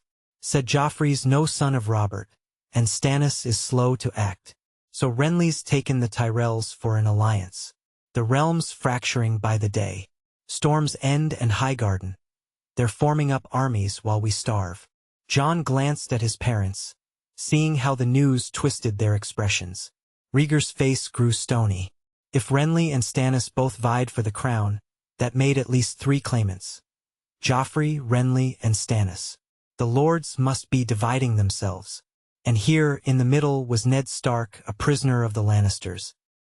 "We're sorry for your losses," Jon told the man, stepping back. "Stay safe if you can." The man offered a hopeless smile. "You too, lad. Word of advice, keep off the main roads. No one's safe these days." They rode on. Jon's heart sat like a lead weight in his chest, thinking of the devastation. The dreams he'd entertained of uniting the land, of forging a peaceful solution, seemed foolish in the face of so much raw cruelty. If the realm truly had 4 or 5 kings, it would tear itself apart. As evening fell, Rhaegar spotted an abandoned barn by a long dry field, half collapsed but still offering some shelter. There, they tethered the horses and settled down. The weight of the day's news pressed on them. No one spoke for a while until Lyanna finally asked the question that lingered in all their minds. "How can we free Ned amidst all this? If Tywin Lannister's at Harrenhal, King's Landing is Joffrey's domain, and the city watch is on edge. We might find ourselves caught between 2 Lannister forces." Rhaegar ran a hand over his face, exhausted. Ned's life might be forfeit if the Lannisters fear that the North is rising in his name. Joffrey will treat him like a bargaining chip or an example. Perhaps the only reason Ned wasn't executed immediately is because they hoped to keep the North from fully rebelling. Lyanna gazed out through the barn's gaping hole of a doorway. "Robb won't bend easily. He'll want his father returned safe. But if the Lannisters sense that the North refuses to kneel, they could kill Ned and claim its justice. And Sansa gods, that child must be terrified." Jon swallowed, forcing himself to speak. "Then we have to go to King's Landing. Sooner rather than later. Even if Tywin's men roam the Riverlands, that might mean King's Landing isn't as strongly garrisoned as usual. They need men on multiple fronts." Rhaegar considered. "We'd still face the City Watch. But maybe you're right, Tywin can't defend the capital and also fight Robb Stark and also deal with Renly's new kingship. The Lannisters might be stretched thin. We should move with stealth," Lyanna added. "We get into the city, find a way to contact Varys or any friend Ned might still have among the guards. If we can free him or arrange his release, we do it. But no open declarations of who we really are, at least not yet.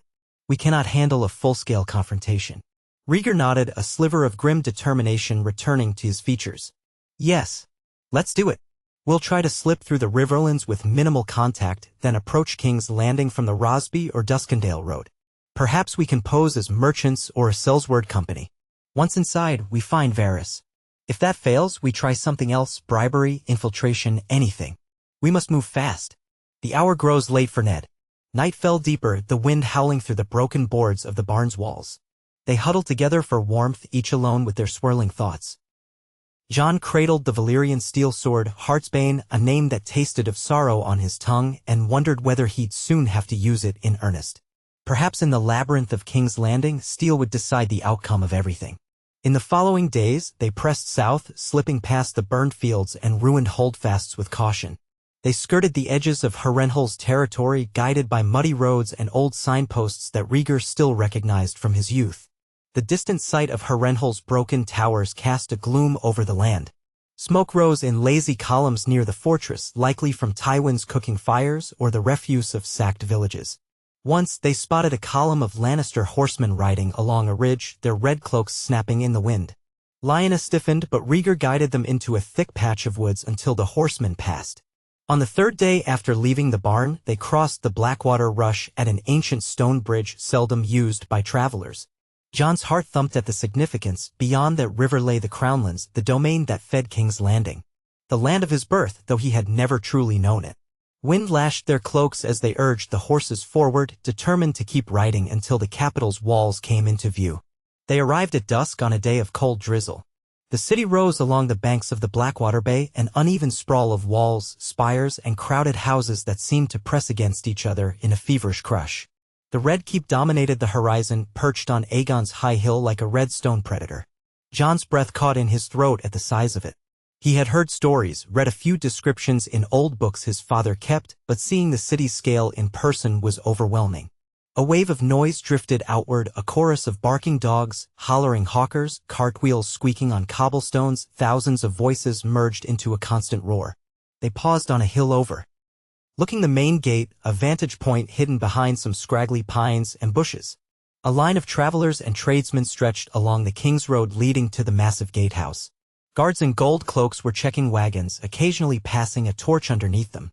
Men with swords at their hips loitered near, presumably more watchmen or possibly Lannister men out of uniform, watching for signs of trouble.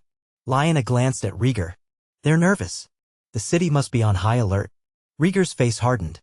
Which means sneaking in might be more difficult than I hoped. We could attempt the gates with false names and a fabricated story, but we might be questioned. If they suspect us, or if any guard recognizes me, he trailed off, the implication hanging in the drizzle. Jon watched the flow of traffic into the city. Merchants argued with guards, farmers cursed the tolls, minor lords displayed letters of passage. A cluster of hedge knights, mud-splattered and weary, seemed to garner more attention than typical travelers. One of the gold cloaks pulled them aside, rummaging through their packs. Then a carriage escorted by two men in Lannister livery rumbled up and the guards saluted, waving it through without question. We could try to stow ourselves among those wagons or carriages, Jon suggested. But if the Lannisters are in command, they'd scrutinize new hires. If we claim to be free riders, we might be asked to join the city watch for a day or two. Impressment is not unheard of in times of tension. That would trap us. Lyanna set her jaw. What about the mud gate on the riverside?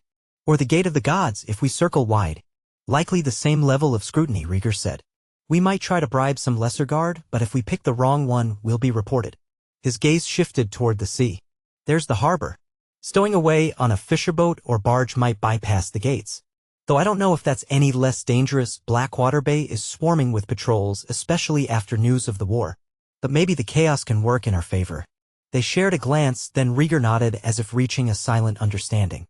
Let's go around, he said. We'll find a quiet cove or a part of the shoreline not so heavily watched. We can approach by boat. It took them until well after nightfall to skirt the city's outskirts.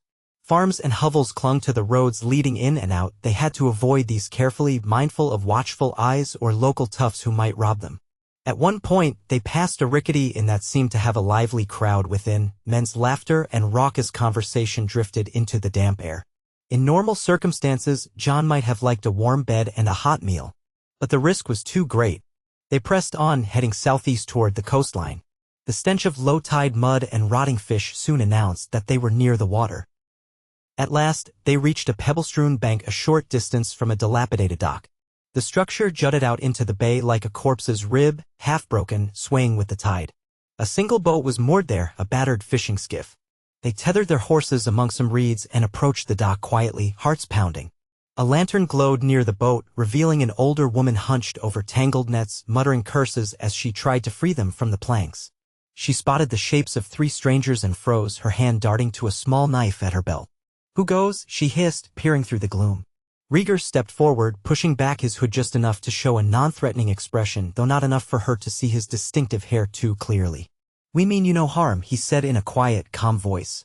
"We're travelers looking for discreet passage into the city."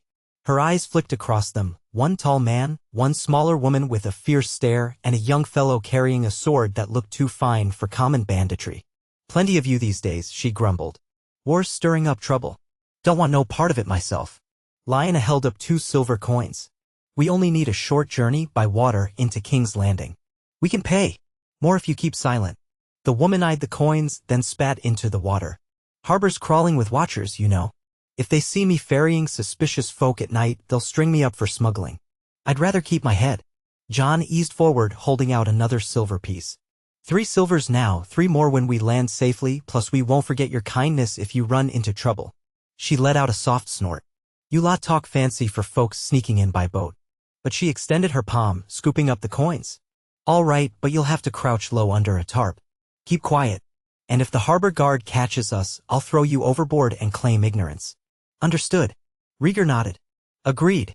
They helped her load a few of her remaining nets and baskets of fish, real or staged, it was hard to tell, onto the skiff.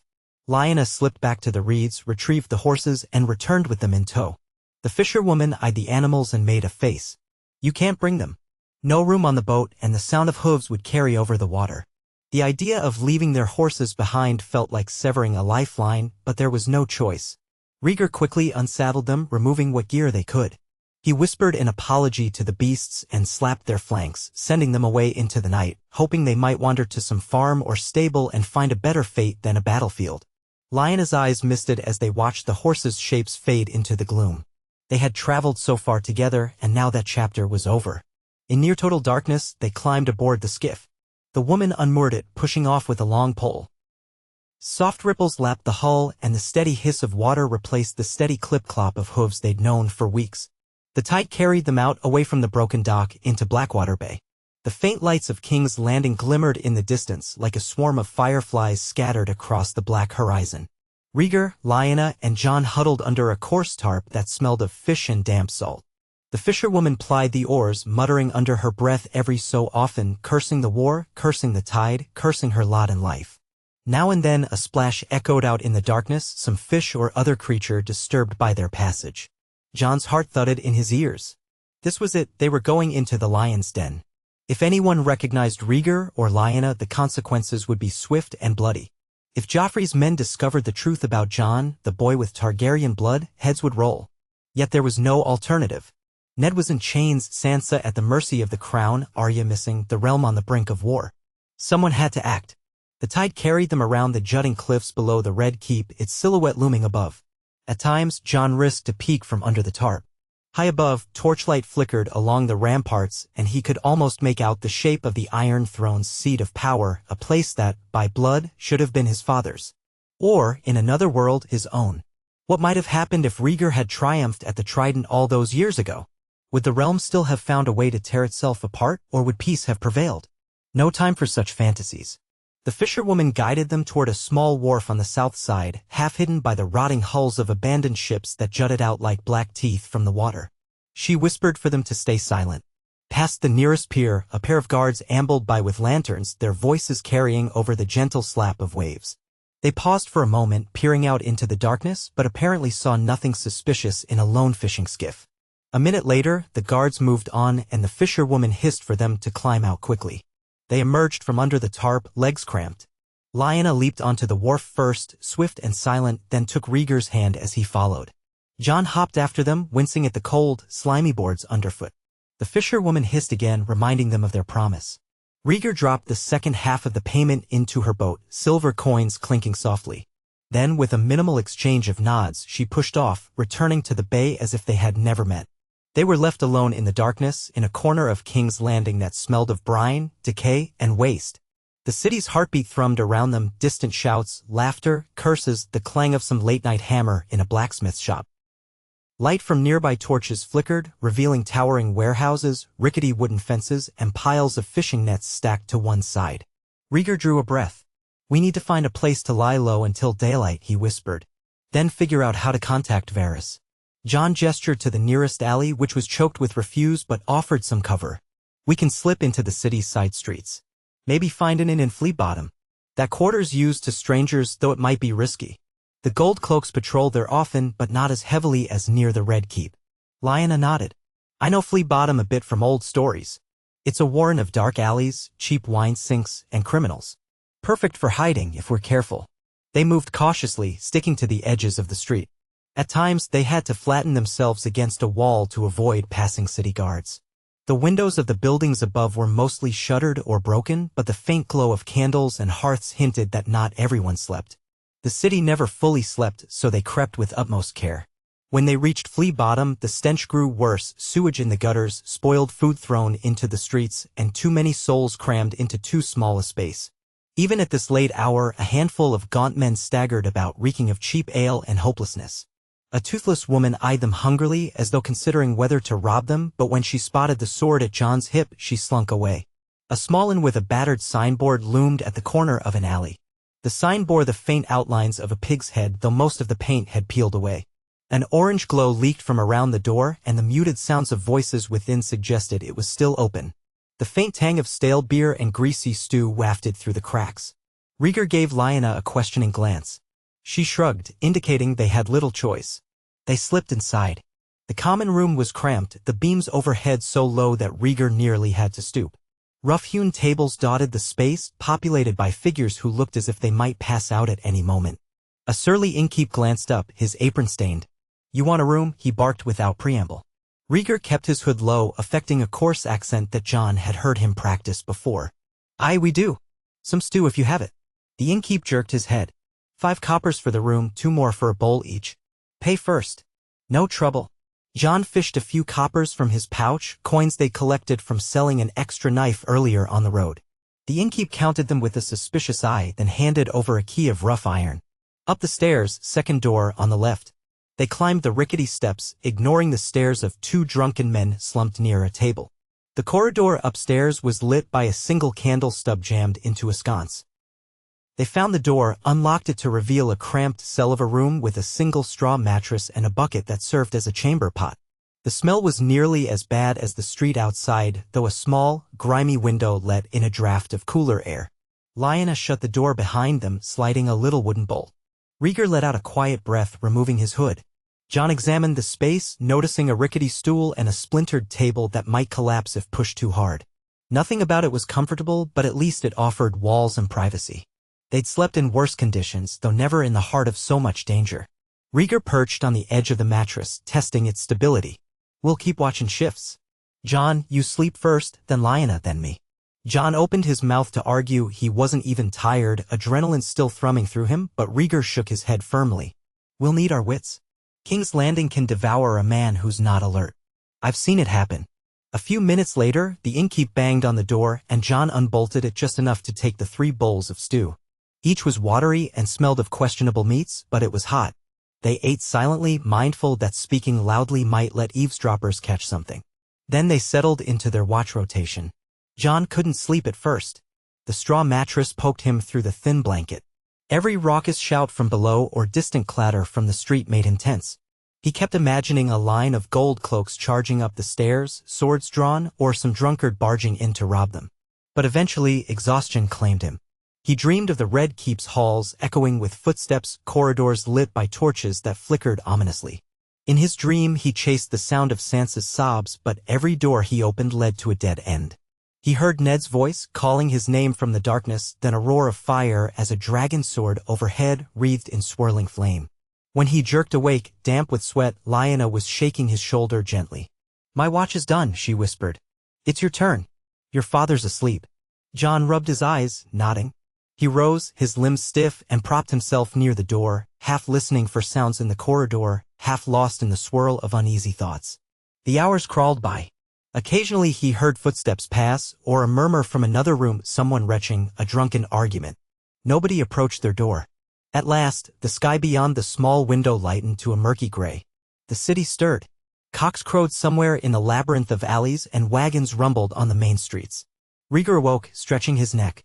Lyanna had dozed upright, her head leaning against the wall. Jon roused her, and they conferred in hushed voices about the plan for the day. First, slip out of the inn unnoticed. Second, find a safe place to hide their gear, some corner of Flea Bottom, maybe. Third, figure out how to reach Varys. Rhaegar recalled that Varys often had little birds in the streets, orphan children who carried messages. If they could identify one of those orphans, they might pass along a secret word. They went downstairs, returning the key to the innkeep, who barely looked at them. Outside, a gray drizzle fell on muddy cobbles. The morning traffic was picking up laborers, fishmongers, men with pushcarts. Rhaegar put on a hooded cloak, plain and well-worn. Jon and Lyanna did the same, blending in as best they could. They wove through the streets of Flea Bottom, ignoring calls from street vendors who offered everything from skewered rats to cheap wine. The alleys stank of urine and spoiled cabbage. Mangy dogs slunk away at their approach. More than once, they sidestepped a scuffle between scrawny men who might have been vying for a single coin. Eventually, they found a small stable that looked half-abandoned. A stable boy with a missing tooth eyed them warily, but Rhaegar slipped him 2 silver stags. "Let us store some things here," Rhaegar said. "We'll collect them soon." The boy shrugged, tucking the coins away. They deposited the bulk of their gear, bedrolls, spare cloaks, anything that would mark them as strangers with money. Jon hesitated before leaving the Valyrian steel sword behind, but Rhaegar insisted. Carrying that through the streets invites trouble. Keep a simpler weapon. So Jon strapped on a battered short sword they'd scavenged along the road, leaving Heartsbane wrapped carefully in oilcloth. They left the stable with only minimal packs, blending in easily among the throngs of the city's poorest inhabitants. The drizzle turned the dirt underfoot to slick mud. Lyanna grimaced whenever her boots slopped through filth, but she pressed on without complaint, determined to do whatever it took. Their plan was nebulous: identify one of Varys's little birds or find some other discreet contact. They strolled near the edges of the Street of Flour, where millers and bakers did their morning business. From there, they slipped onto the Street of Steel, lined with blacksmiths forging swords, knives, horseshoes, some openly wearing Lannister tabards or emblazoning lion sigils on newly made shields. Jon's gut tightened at the sight of so many Lannister arms being prepared. King's Landing was truly in the lion's grasp. He wondered how many more men would arrive from the west, how many thousands would bolster Joffrey's power. Could 3 wanderers from the north hope to accomplish anything here? At midday, they paused in a dingy courtyard where ragged children kicked a half-inflated pig's bladder around, squealing as they played. Rhaegar watched them intently, eyes scanning for a sign, maybe an older child whispering instructions or a coded gesture. They saw nothing obvious. Another hour passed. Lyanna's stomach rumbled audibly. They'd only had watery stew the night before. They found a street cart selling bread loaves that looked stale but edible. Rhaegar purchased 3. The baker, a weary-eyed woman, barely glanced at them before handing over the loaves. Lyanna tore a piece off, chewing thoughtfully as her gaze roamed the bustling streets. Suddenly, she froze. "Gold cloaks?" she hissed, nodding to a corner where 2 guards in shining helms stood, scanning the crowd. "They're checking faces." Jon felt his pulse jolt. Sure enough, the guards seemed to be looking at passers-by, occasionally stepping in front of someone to ask questions. Maybe searching for runaways, criminals, or conspirators. Rhaegar ducked his head. "We should move on. Don't give them a chance to approach us." They merged back into the flow of people, jostling shoulders with butchers' boys and harried seamstresses. The press of bodies made it easier to hide. But just as they turned onto a side street, a startled cry rang out. "Stop, thieves!" someone shouted. Jon twisted around in alarm. 2 scrawny children, a boy and a girl, raced past, clutching what looked like stolen sausages. A burly vendor lumbered after them, cursing. The children barreled into the crowd, trying to escape. One of them, a girl of about 8, nearly collided with Lyanna, dropping a sausage in her panic. She snatched it back, eyes wild. Gold cloaks forced their way through the throng, shouting for everyone to stand aside. The boy and girl darted toward an alley, but the guards were closing fast. The vendor was still howling about stolen goods, and everyone else in the crowd recoiled, not wanting to get involved. Jon moved on instinct. He knew these children might be beaten or worse if the gold cloaks took them. He had no illusions that King's Landing had mercy for starving waifs. Without time to think it through, he grabbed Lyanna and Rhaegar by the arms, yanking them behind a stack of crates near the alley's entrance. The 2 urchins, seeing no open route, tried to backtrack, but a guard blocked their way, brandishing a cudgel. Hold there, you little rats, he sneered. Rhaegar's eyes darted between the children and the guard. Jon expected him to stand aside. After all, they had enough to worry about. But then Rhaegar murmured under his breath, "No child deserves tea. Oh, be beaten for hunger." Before Jon could stop him, Rhaegar strode forward, half lowering his hood to reveal the strong lines of his face but not enough to show his silver hair. "These children meant no harm," Rhaegar said quietly, stepping between them and the guard. The guard eyed him with annoyance, raising the cudgel. "Back off, stranger. You want the same beating they'll get? This vendor says they stole sausage." "They're starving," Rhaegar replied, forcing calm into his voice. "Take this instead." He held out a silver stag. "That'll more than pay for a few links of sausage." The vendor hurried over, red-faced and huffing. "Little scum," he spat, though his eyes lit up at the sight of silver. "Pay me for my goods, or they'll lose a hand." Rhaegar pressed the coin into his palm. "There. Consider yourself compensated." The guard snorted. "What about the king's justice? Thieves must be punished." Lyanna drifted closer, keeping one hand near her hidden dagger. "The king's justice has bigger worries than 2 hungry children. Let them go." The guard narrowed his eyes, clearly suspicious. Another guard arrived, also brandishing a cudgel. Jon stepped up, adopting as humble a posture as he could manage, though he was ready for violence. "No harm done," he said quietly. "The vendor is paid. Let's not shed blood over a sausage." The first guard scowled, scanning their faces one by one. The crowd around them watched, some onlookers whispering that the strangers must be mad to interfere. But after a moment's hesitation, the guard spat on the ground. "Fine. Get out of here," he growled at the children. The urchins wasted no time fleeing. They dashed past the crates and disappeared into the warren of alleys. The vendor stalked off, coin in hand, muttering insults under his breath. The second guard eyed Rhaegar. "You have a soft heart, stranger.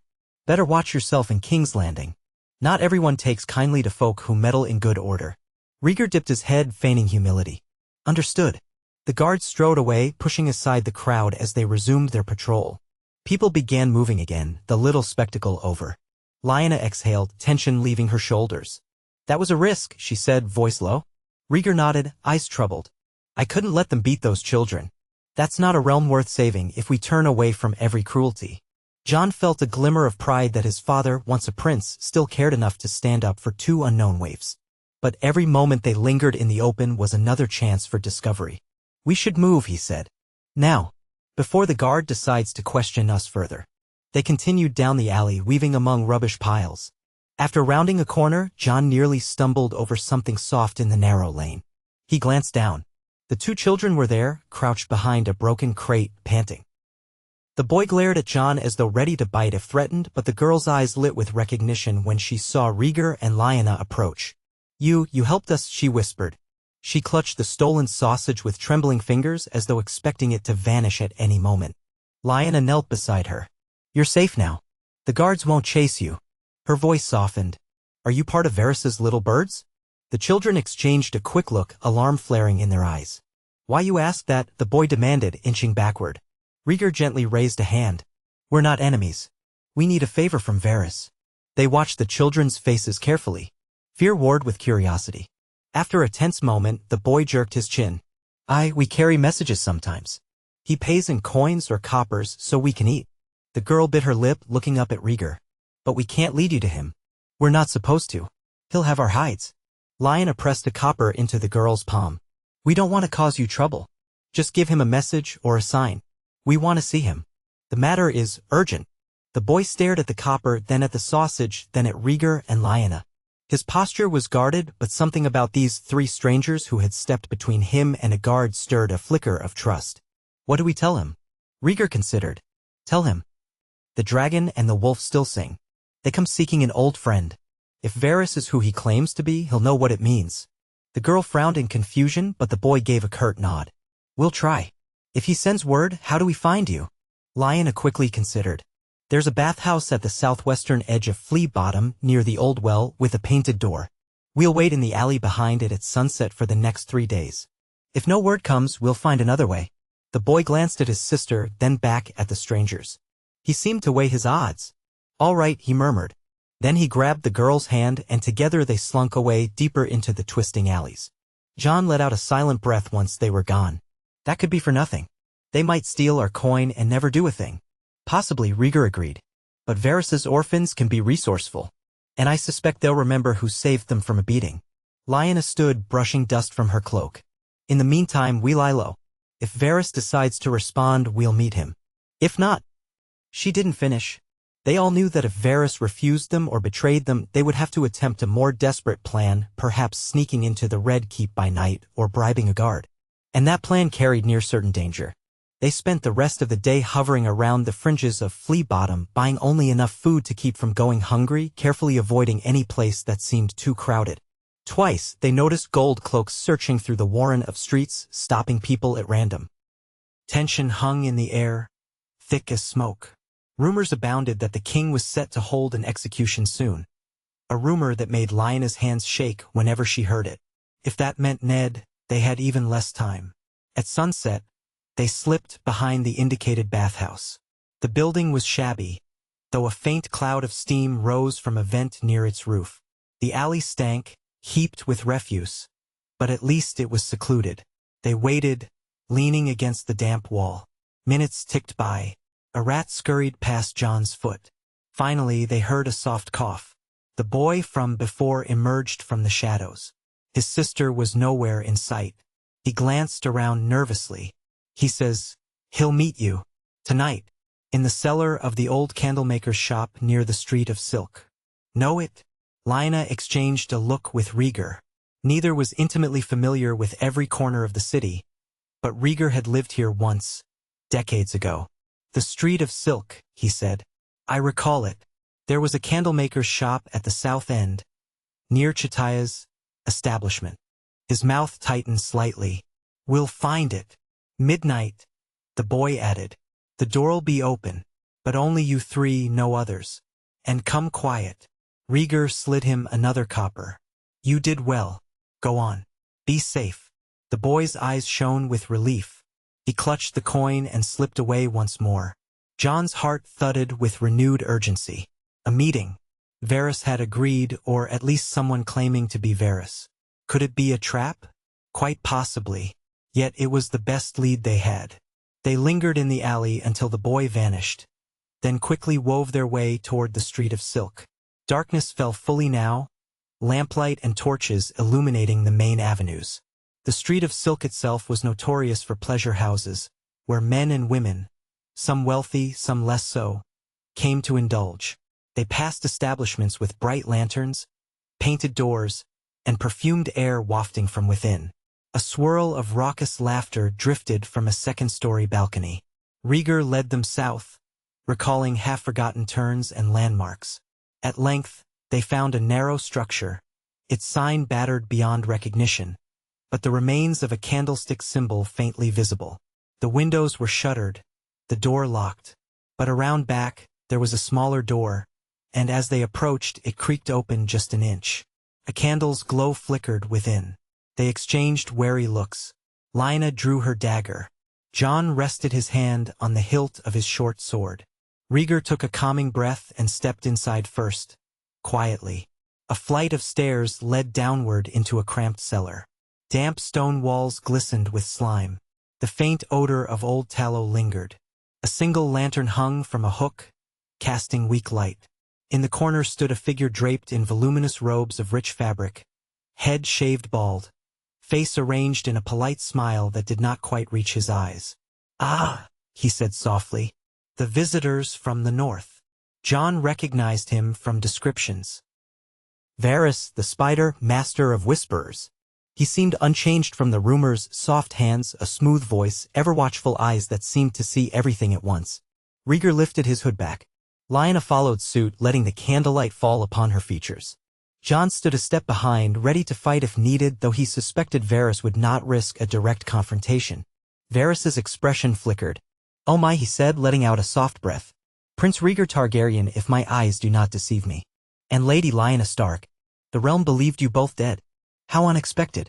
Lyanna tensed. "You served my father's murderer, King Aerys, and then Robert. You served whomever sat the throne. Why should we trust you now?" Varys pressed his fingertips together. "Trust is such a fragile thing, my lady. I serve the realm. If the realm is imperiled by incompetent or cruel leadership, I do what I must to mitigate the damage. You come at a tumultuous time. Robert is dead, lamentable but not wholly surprising. Joffrey sits upon the Iron Throne, guided by his mother and grandfather, neither of whom is known for mercy. War looms. The small folk suffer. So I must ask, what do you intend to do? Rhaegar's voice was strained with urgency. Ned Stark. Is he still alive?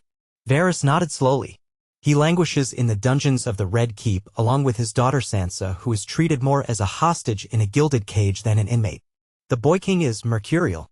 One day he wants Lord Stark executed, the next he considers sparing him if the Northern Lords lay down their arms. Cersei Lannister tries to keep her son's wilder impulses in check, but her grip is slipping. Lyanna closed her eyes, relief tempered by dread. So Ned still breathes. But for how long? Not long if the young king has his way, Varys said, voice hushed. Rumors swirl that Joffrey plans a grand spectacle to punish treason. He's already forced Sansa to write letters to her family, urging them to bend the knee. If the North does not comply, Ned Stark's head may roll. Jon felt his stomach turn. A hot spike of anger flared behind his eyes. We won't allow that, he said. We came to free him by any means necessary. Varys's gaze shifted to Jon, curiosity sparking. And who might you be, young man? Your posture reminds me of someone, almost like a reflection. Lyanna stepped protectively in front of Jon. He's our son, she said. We didn't come here to discuss him. We need your help, Varys. Ned saved you from the Mad King's wrath once, did he not? Or at least spared you from suspicion. Now is your chance to repay him. Varys tilted his head, a slight arch to his eyebrow. I owe many debts, my lady. As for the Mad King, well, we all did what we must to survive. Still, Lord Stark is an honorable man. If I can help preserve his life, it would not weigh heavily on my conscience. Rhaegar's voice turned cautious. Are you willing to help us then? Would you orchestrate an escape from the Red Keep? Varys pursed his lips, drawing a thoughtful breath. The dungeons are well guarded. Joffrey has replaced many of the loyal City Watch officers with men more beholden to him or to the Lannisters. Freeing Lord Stark would require great subtlety, bribes in the right places, hidden passages, all quite doable in principle. But the risk is enormous. If discovered, I would forfeit my head along with Lord Stark's. He paused, letting the gravity of that settle. However, I do not relish a kingdom torn asunder by the Lannisters' arrogance and the Baratheons' squabbling. Perhaps an older, more legitimate claim might unify these fractured lords. If, for instance, a certain Targaryen prince reappeared. Silence clamped down. Jon felt the weight of Varys's gaze shift back to him and Rhaegar. Lyanna's face hardened. A claim on the throne would mean open war. Thousands might die. Varys sighed. Thousands may die regardless. Renly Baratheon has declared himself king. Stannis Baratheon sits on Dragonstone, likely preparing his own move. Balon Greyjoy might seize the moment to rebel anew. The realm bleeds, my lady. If a Targaryen's re-emergence could end the bloodshed swiftly, might that not be a mercy? Rhaegar's fists clenched. I will not start another war. I simply want to save Ned Stark. War has already begun, Varys said gently. Robb Stark marches south with his northern host. The Riverlands burn under Tywin Lannister's raids. The Reach and the Stormlands rally for Renly. There is no escaping it, my prince. The question is whether you choose to remain hidden while the realm collapses or reveal yourself and attempt to guide the outcome. Jon's chest tightened. Varys spoke so calmly, but the scenario was cataclysmic. He saw the struggle in his father's face, every fiber of Rhaegar's being recoiled at the thought of plunging into another war. He glanced at Lyanna, whose expression betrayed conflict as well. Finally, Rhaegar spoke, voice low. If we help Ned escape, does that rely on us revealing ourselves? Varys offered a mild shrug. I can attempt a rescue quietly, in which case you remain in the shadows. But if Ned is freed in secret, will that stop the war? The North is already in arms. The Lannisters will retaliate in fury. You might well save your friend, but the realm could still be torn apart. And if Joffrey discovers your hand in it, well, the result might be the same as if you challenged him openly. Rhaegar's face pinched.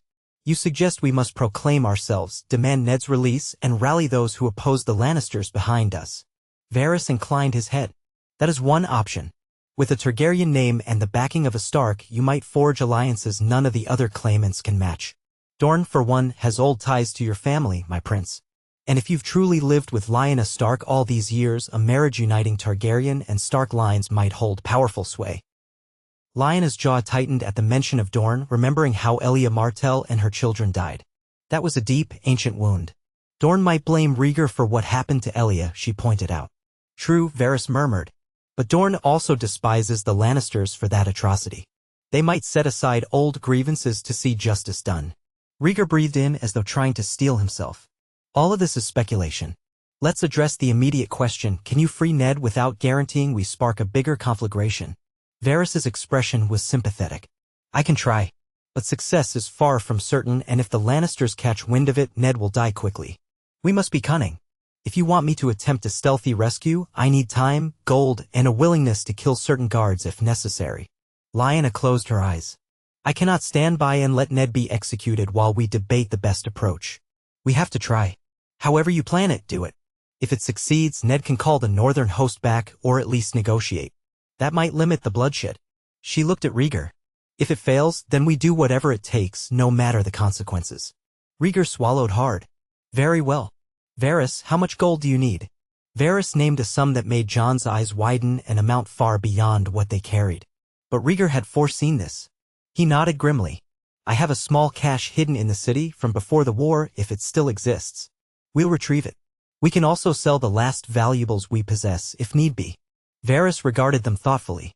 A stealth rescue will be risky, but I prefer subtlety to open bloodshed at least initially. Provide me the gold and I'll set wheels in motion. I'll contact certain guards who care more for coin than loyalty. We'll need an opportune moment, perhaps a shift change or a disturbance outside the castle. Until then, keep hidden. Trust no one but me. Jon bristled at that last phrase. Varys's trust was as slippery as eels in a barrel. Yet they had no choice. We will. But if we sense treachery, Spider, no web in the city will hide you, he said, more boldly than he might have expected. Varys merely smiled, a small, inscrutable thing. I believe you.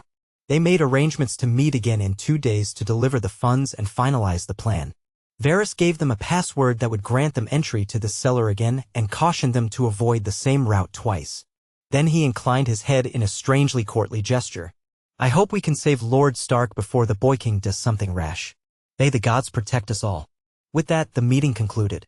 Varys slipped away up the stairs and out into the night, leaving Rhaegar, Lyanna, and Jon to follow carefully, making sure not to leave at the same time.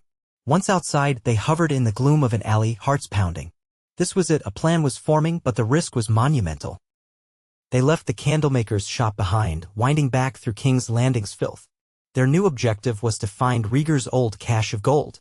He claimed it was hidden near the remains of a certain stable that had once belonged to the crown. Whether it was still there after so many years was anyone's guess. Rhaegar guided them to a part of the city that had been ravaged by fire at some point, scorched beams, collapsed roofs, the remnants of a once grand stable yard.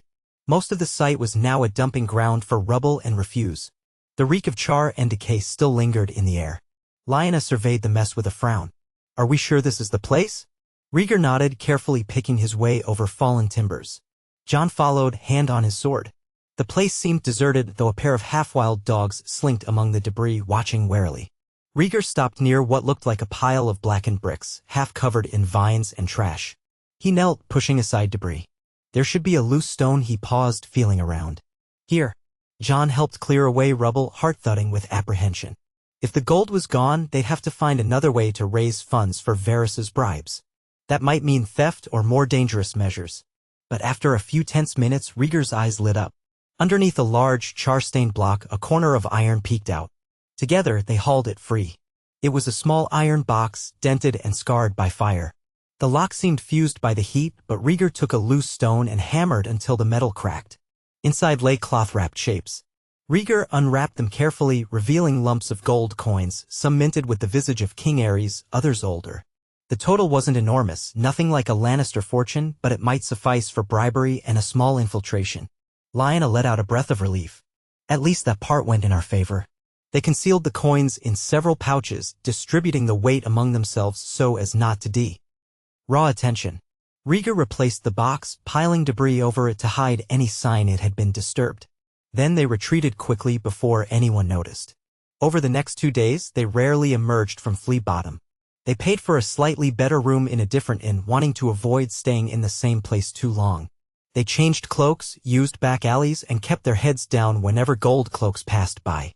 The tension in the city only grew. Word spread that Joffrey had rejected any terms of peace from Robb Stark, proclaiming that traitors must be put to death. People whispered of an impending trial for Ned Stark, but few believed it would be fair. Fear ran like poison through the streets.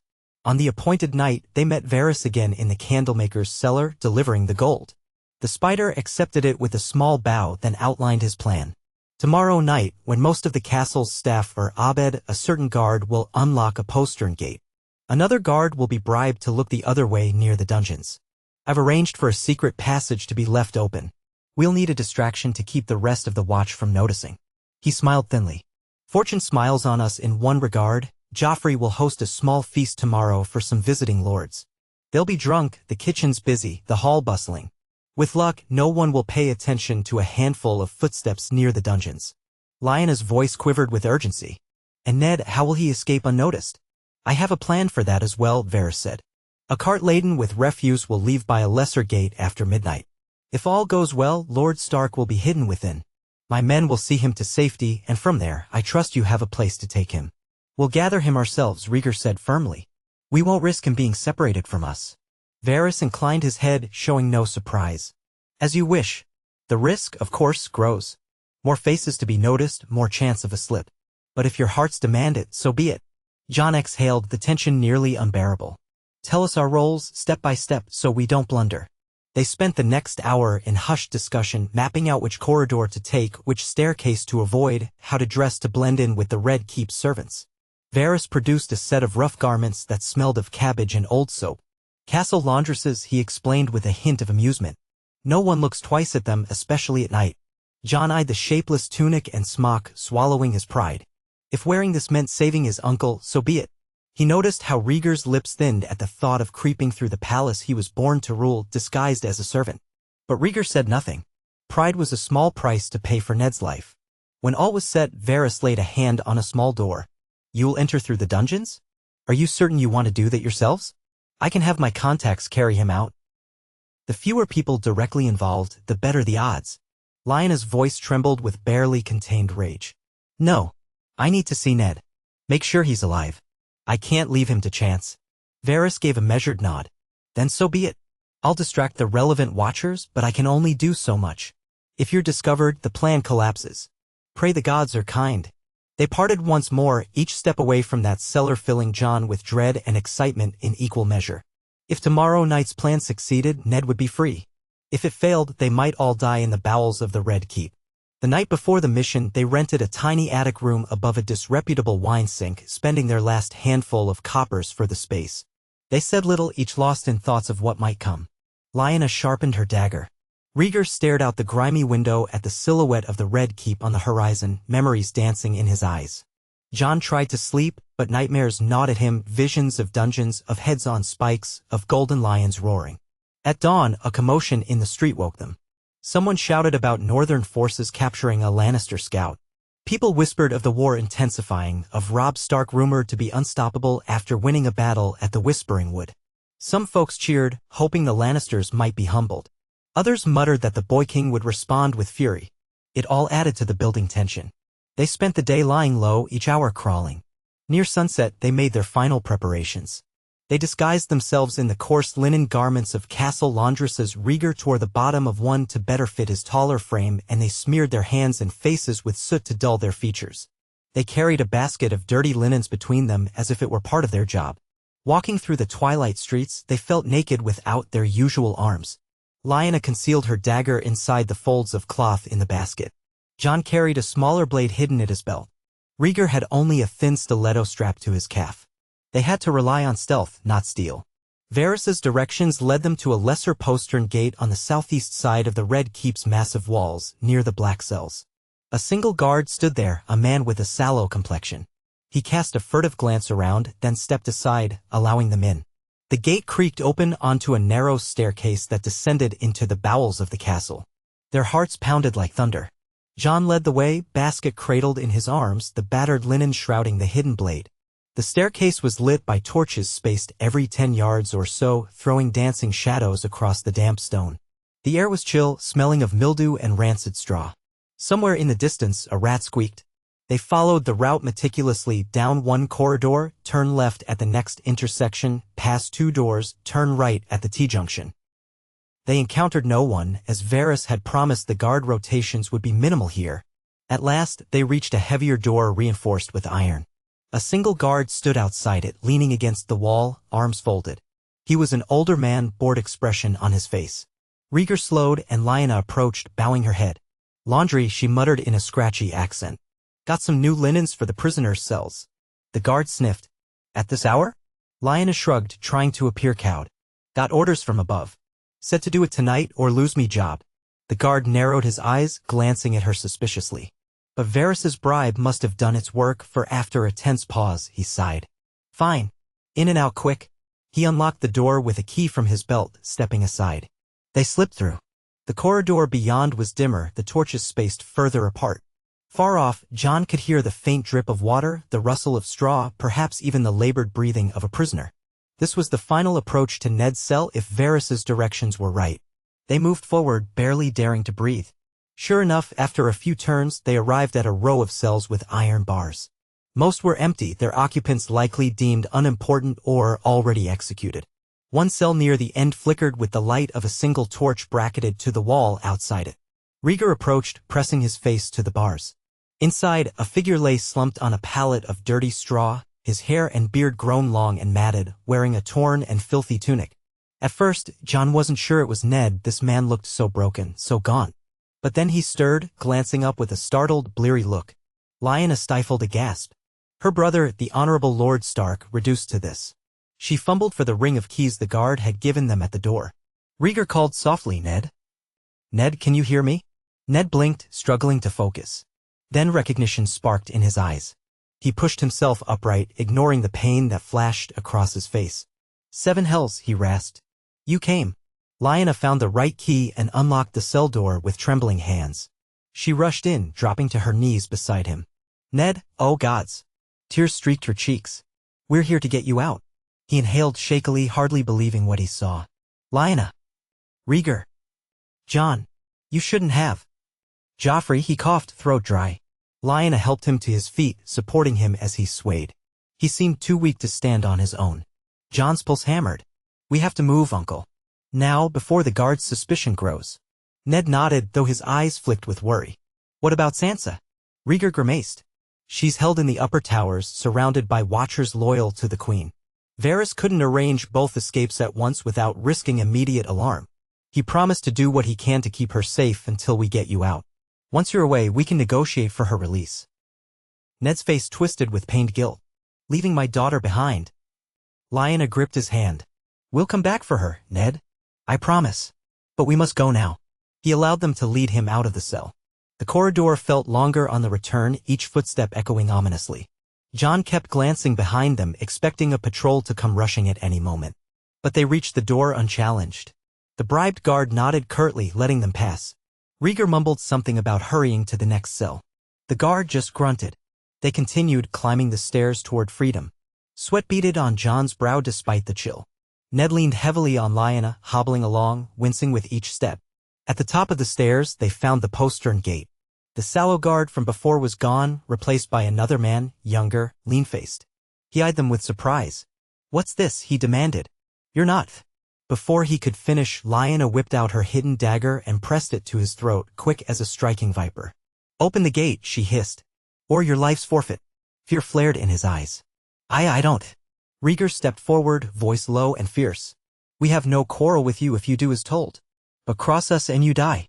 The guard hesitated only a fraction of a second longer before fumbling for the key on his belt. He unlocked the gate, the heavy iron hinges creaking. Outside, the night air beckoned. They hurried through, dragging Ned. Lyanna kept the dagger at the guard's throat until Jon, Rhaegar, and Ned were clear. Then she shoved him aside and slipped out, pulling the gate shut behind her. She turned the key in the lock from the outside and flung it into a nearby patch of weeds. The guard was trapped inside, pounding on the gate, but they ignored his shouts. Now they were in a dark courtyard at the edge of the castle's perimeter. The next step was to reach the cart Varys had arranged. According to the plan, it would be waiting near a service lane that led outside the Red Keep's walls. They moved as quickly as Ned's injuries allowed, cutting between tall hedges and across patches of grass. Torches glowed along the battlements above. If a guard chanced to look down, they would be discovered. But fortune favored them for the moment. At last, they spotted a small wooden cart harnessed to a sway-backed mule. A wiry man leaned against it, hooded, arms crossed. At their approach, he jerked his head in a silent signal, then helped them hoist Ned inside, covering him with rags and refuse. Ned let out a muffled grunt.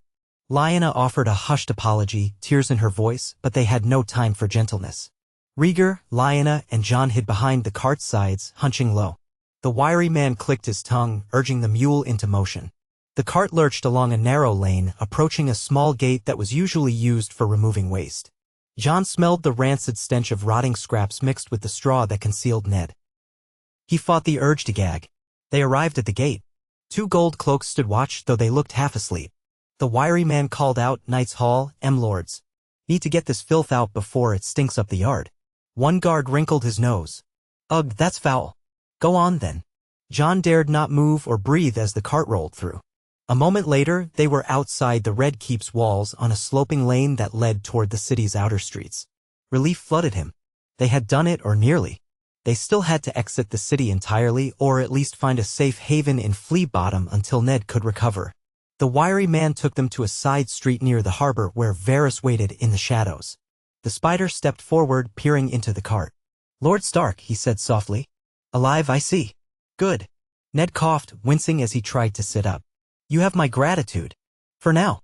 Varys acknowledged the half-threat with a faint tilt of his head. "I trust your next steps will be to flee the city. I can arrange a barge to carry you upriver if you wish. The roads are perilous." Lyanna brushed the hair back from Ned's sweaty forehead, checking him for fever. "We'll take him to the Riverlands, maybe to Riverrun. Robb's host might be near. Once Ned's safe, we'll find a way to get Sansa back." Varys folded his hands. "I will see what can be done on that front. In the meantime, move swiftly. Word of his escape may reach the Lannisters by dawn. They'll tighten their grip. If you linger, you risk them capturing you before you even leave the city." Rhaegar nodded. "Thank you, Lord Varys. We won't forget this." Varys smiled politely.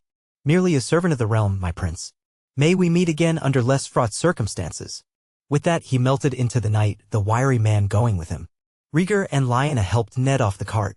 Jon stood guard, scanning the dark alley. They had to keep moving, find the stable, retrieve their gear, then get out. Ned was weak, limping, but he insisted on walking with some dignity, leaning on Lyanna's shoulder. They hurried through the city's slumbering streets, sticking to the darkest alleys. Ned occasionally hissed in pain, but he never asked them to stop. The knowledge that Sansa remained behind weighed on them all. Jon could see the turmoil in Ned's eyes, relief at survival, anguish at leaving his daughter in the hands of their enemies. But one victory at a time. They had done the impossible just by taking Ned from the Red Keep's dungeons. By the time they reached the stable in Flea Bottom, it was well into the night. The stable boy snored softly in a corner. They gathered their stored belongings, including Heartsbane.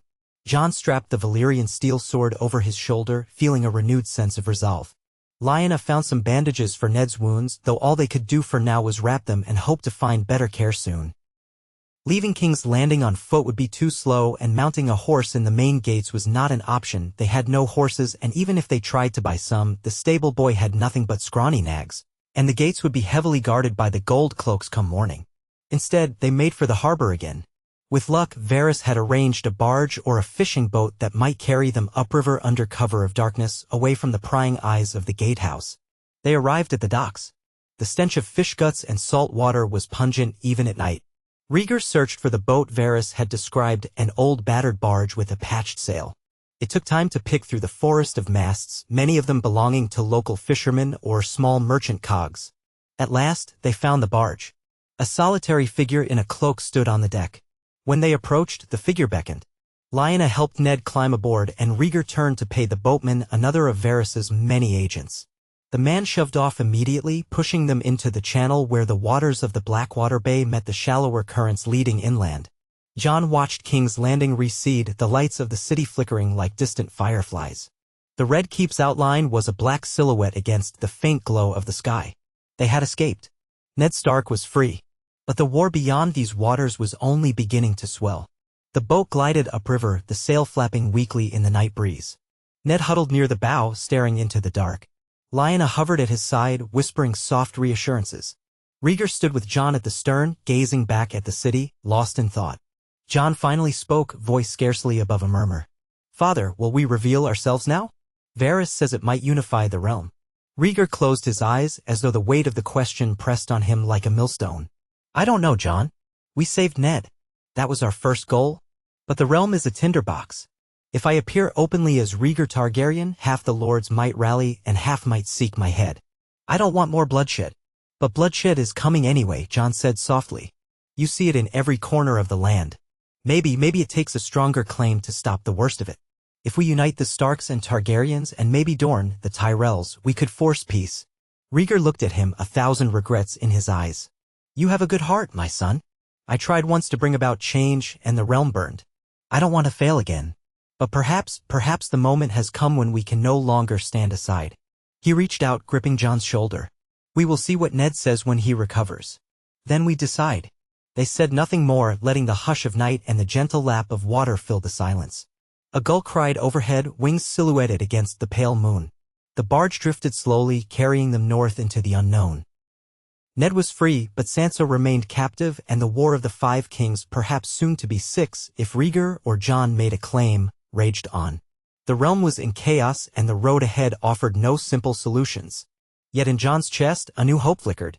They had defied impossible odds to save Ned. Perhaps that spark of possibility would be enough to reshape the fate of Westeros. So long as the wolf and dragon stood together, perhaps even the darkest nights could yield to dawn. If he was indeed a song of ice and fire, he intended to prove that such a song could be one of salvation, not annihilation. They floated onward, deeper into the swirling currents of war, uncertain whether dawn would bring them triumph or tragedy, but at least, for this night, they had wrested a single life from the jaws of doom. And that single victory might one day inspire a realm to hope.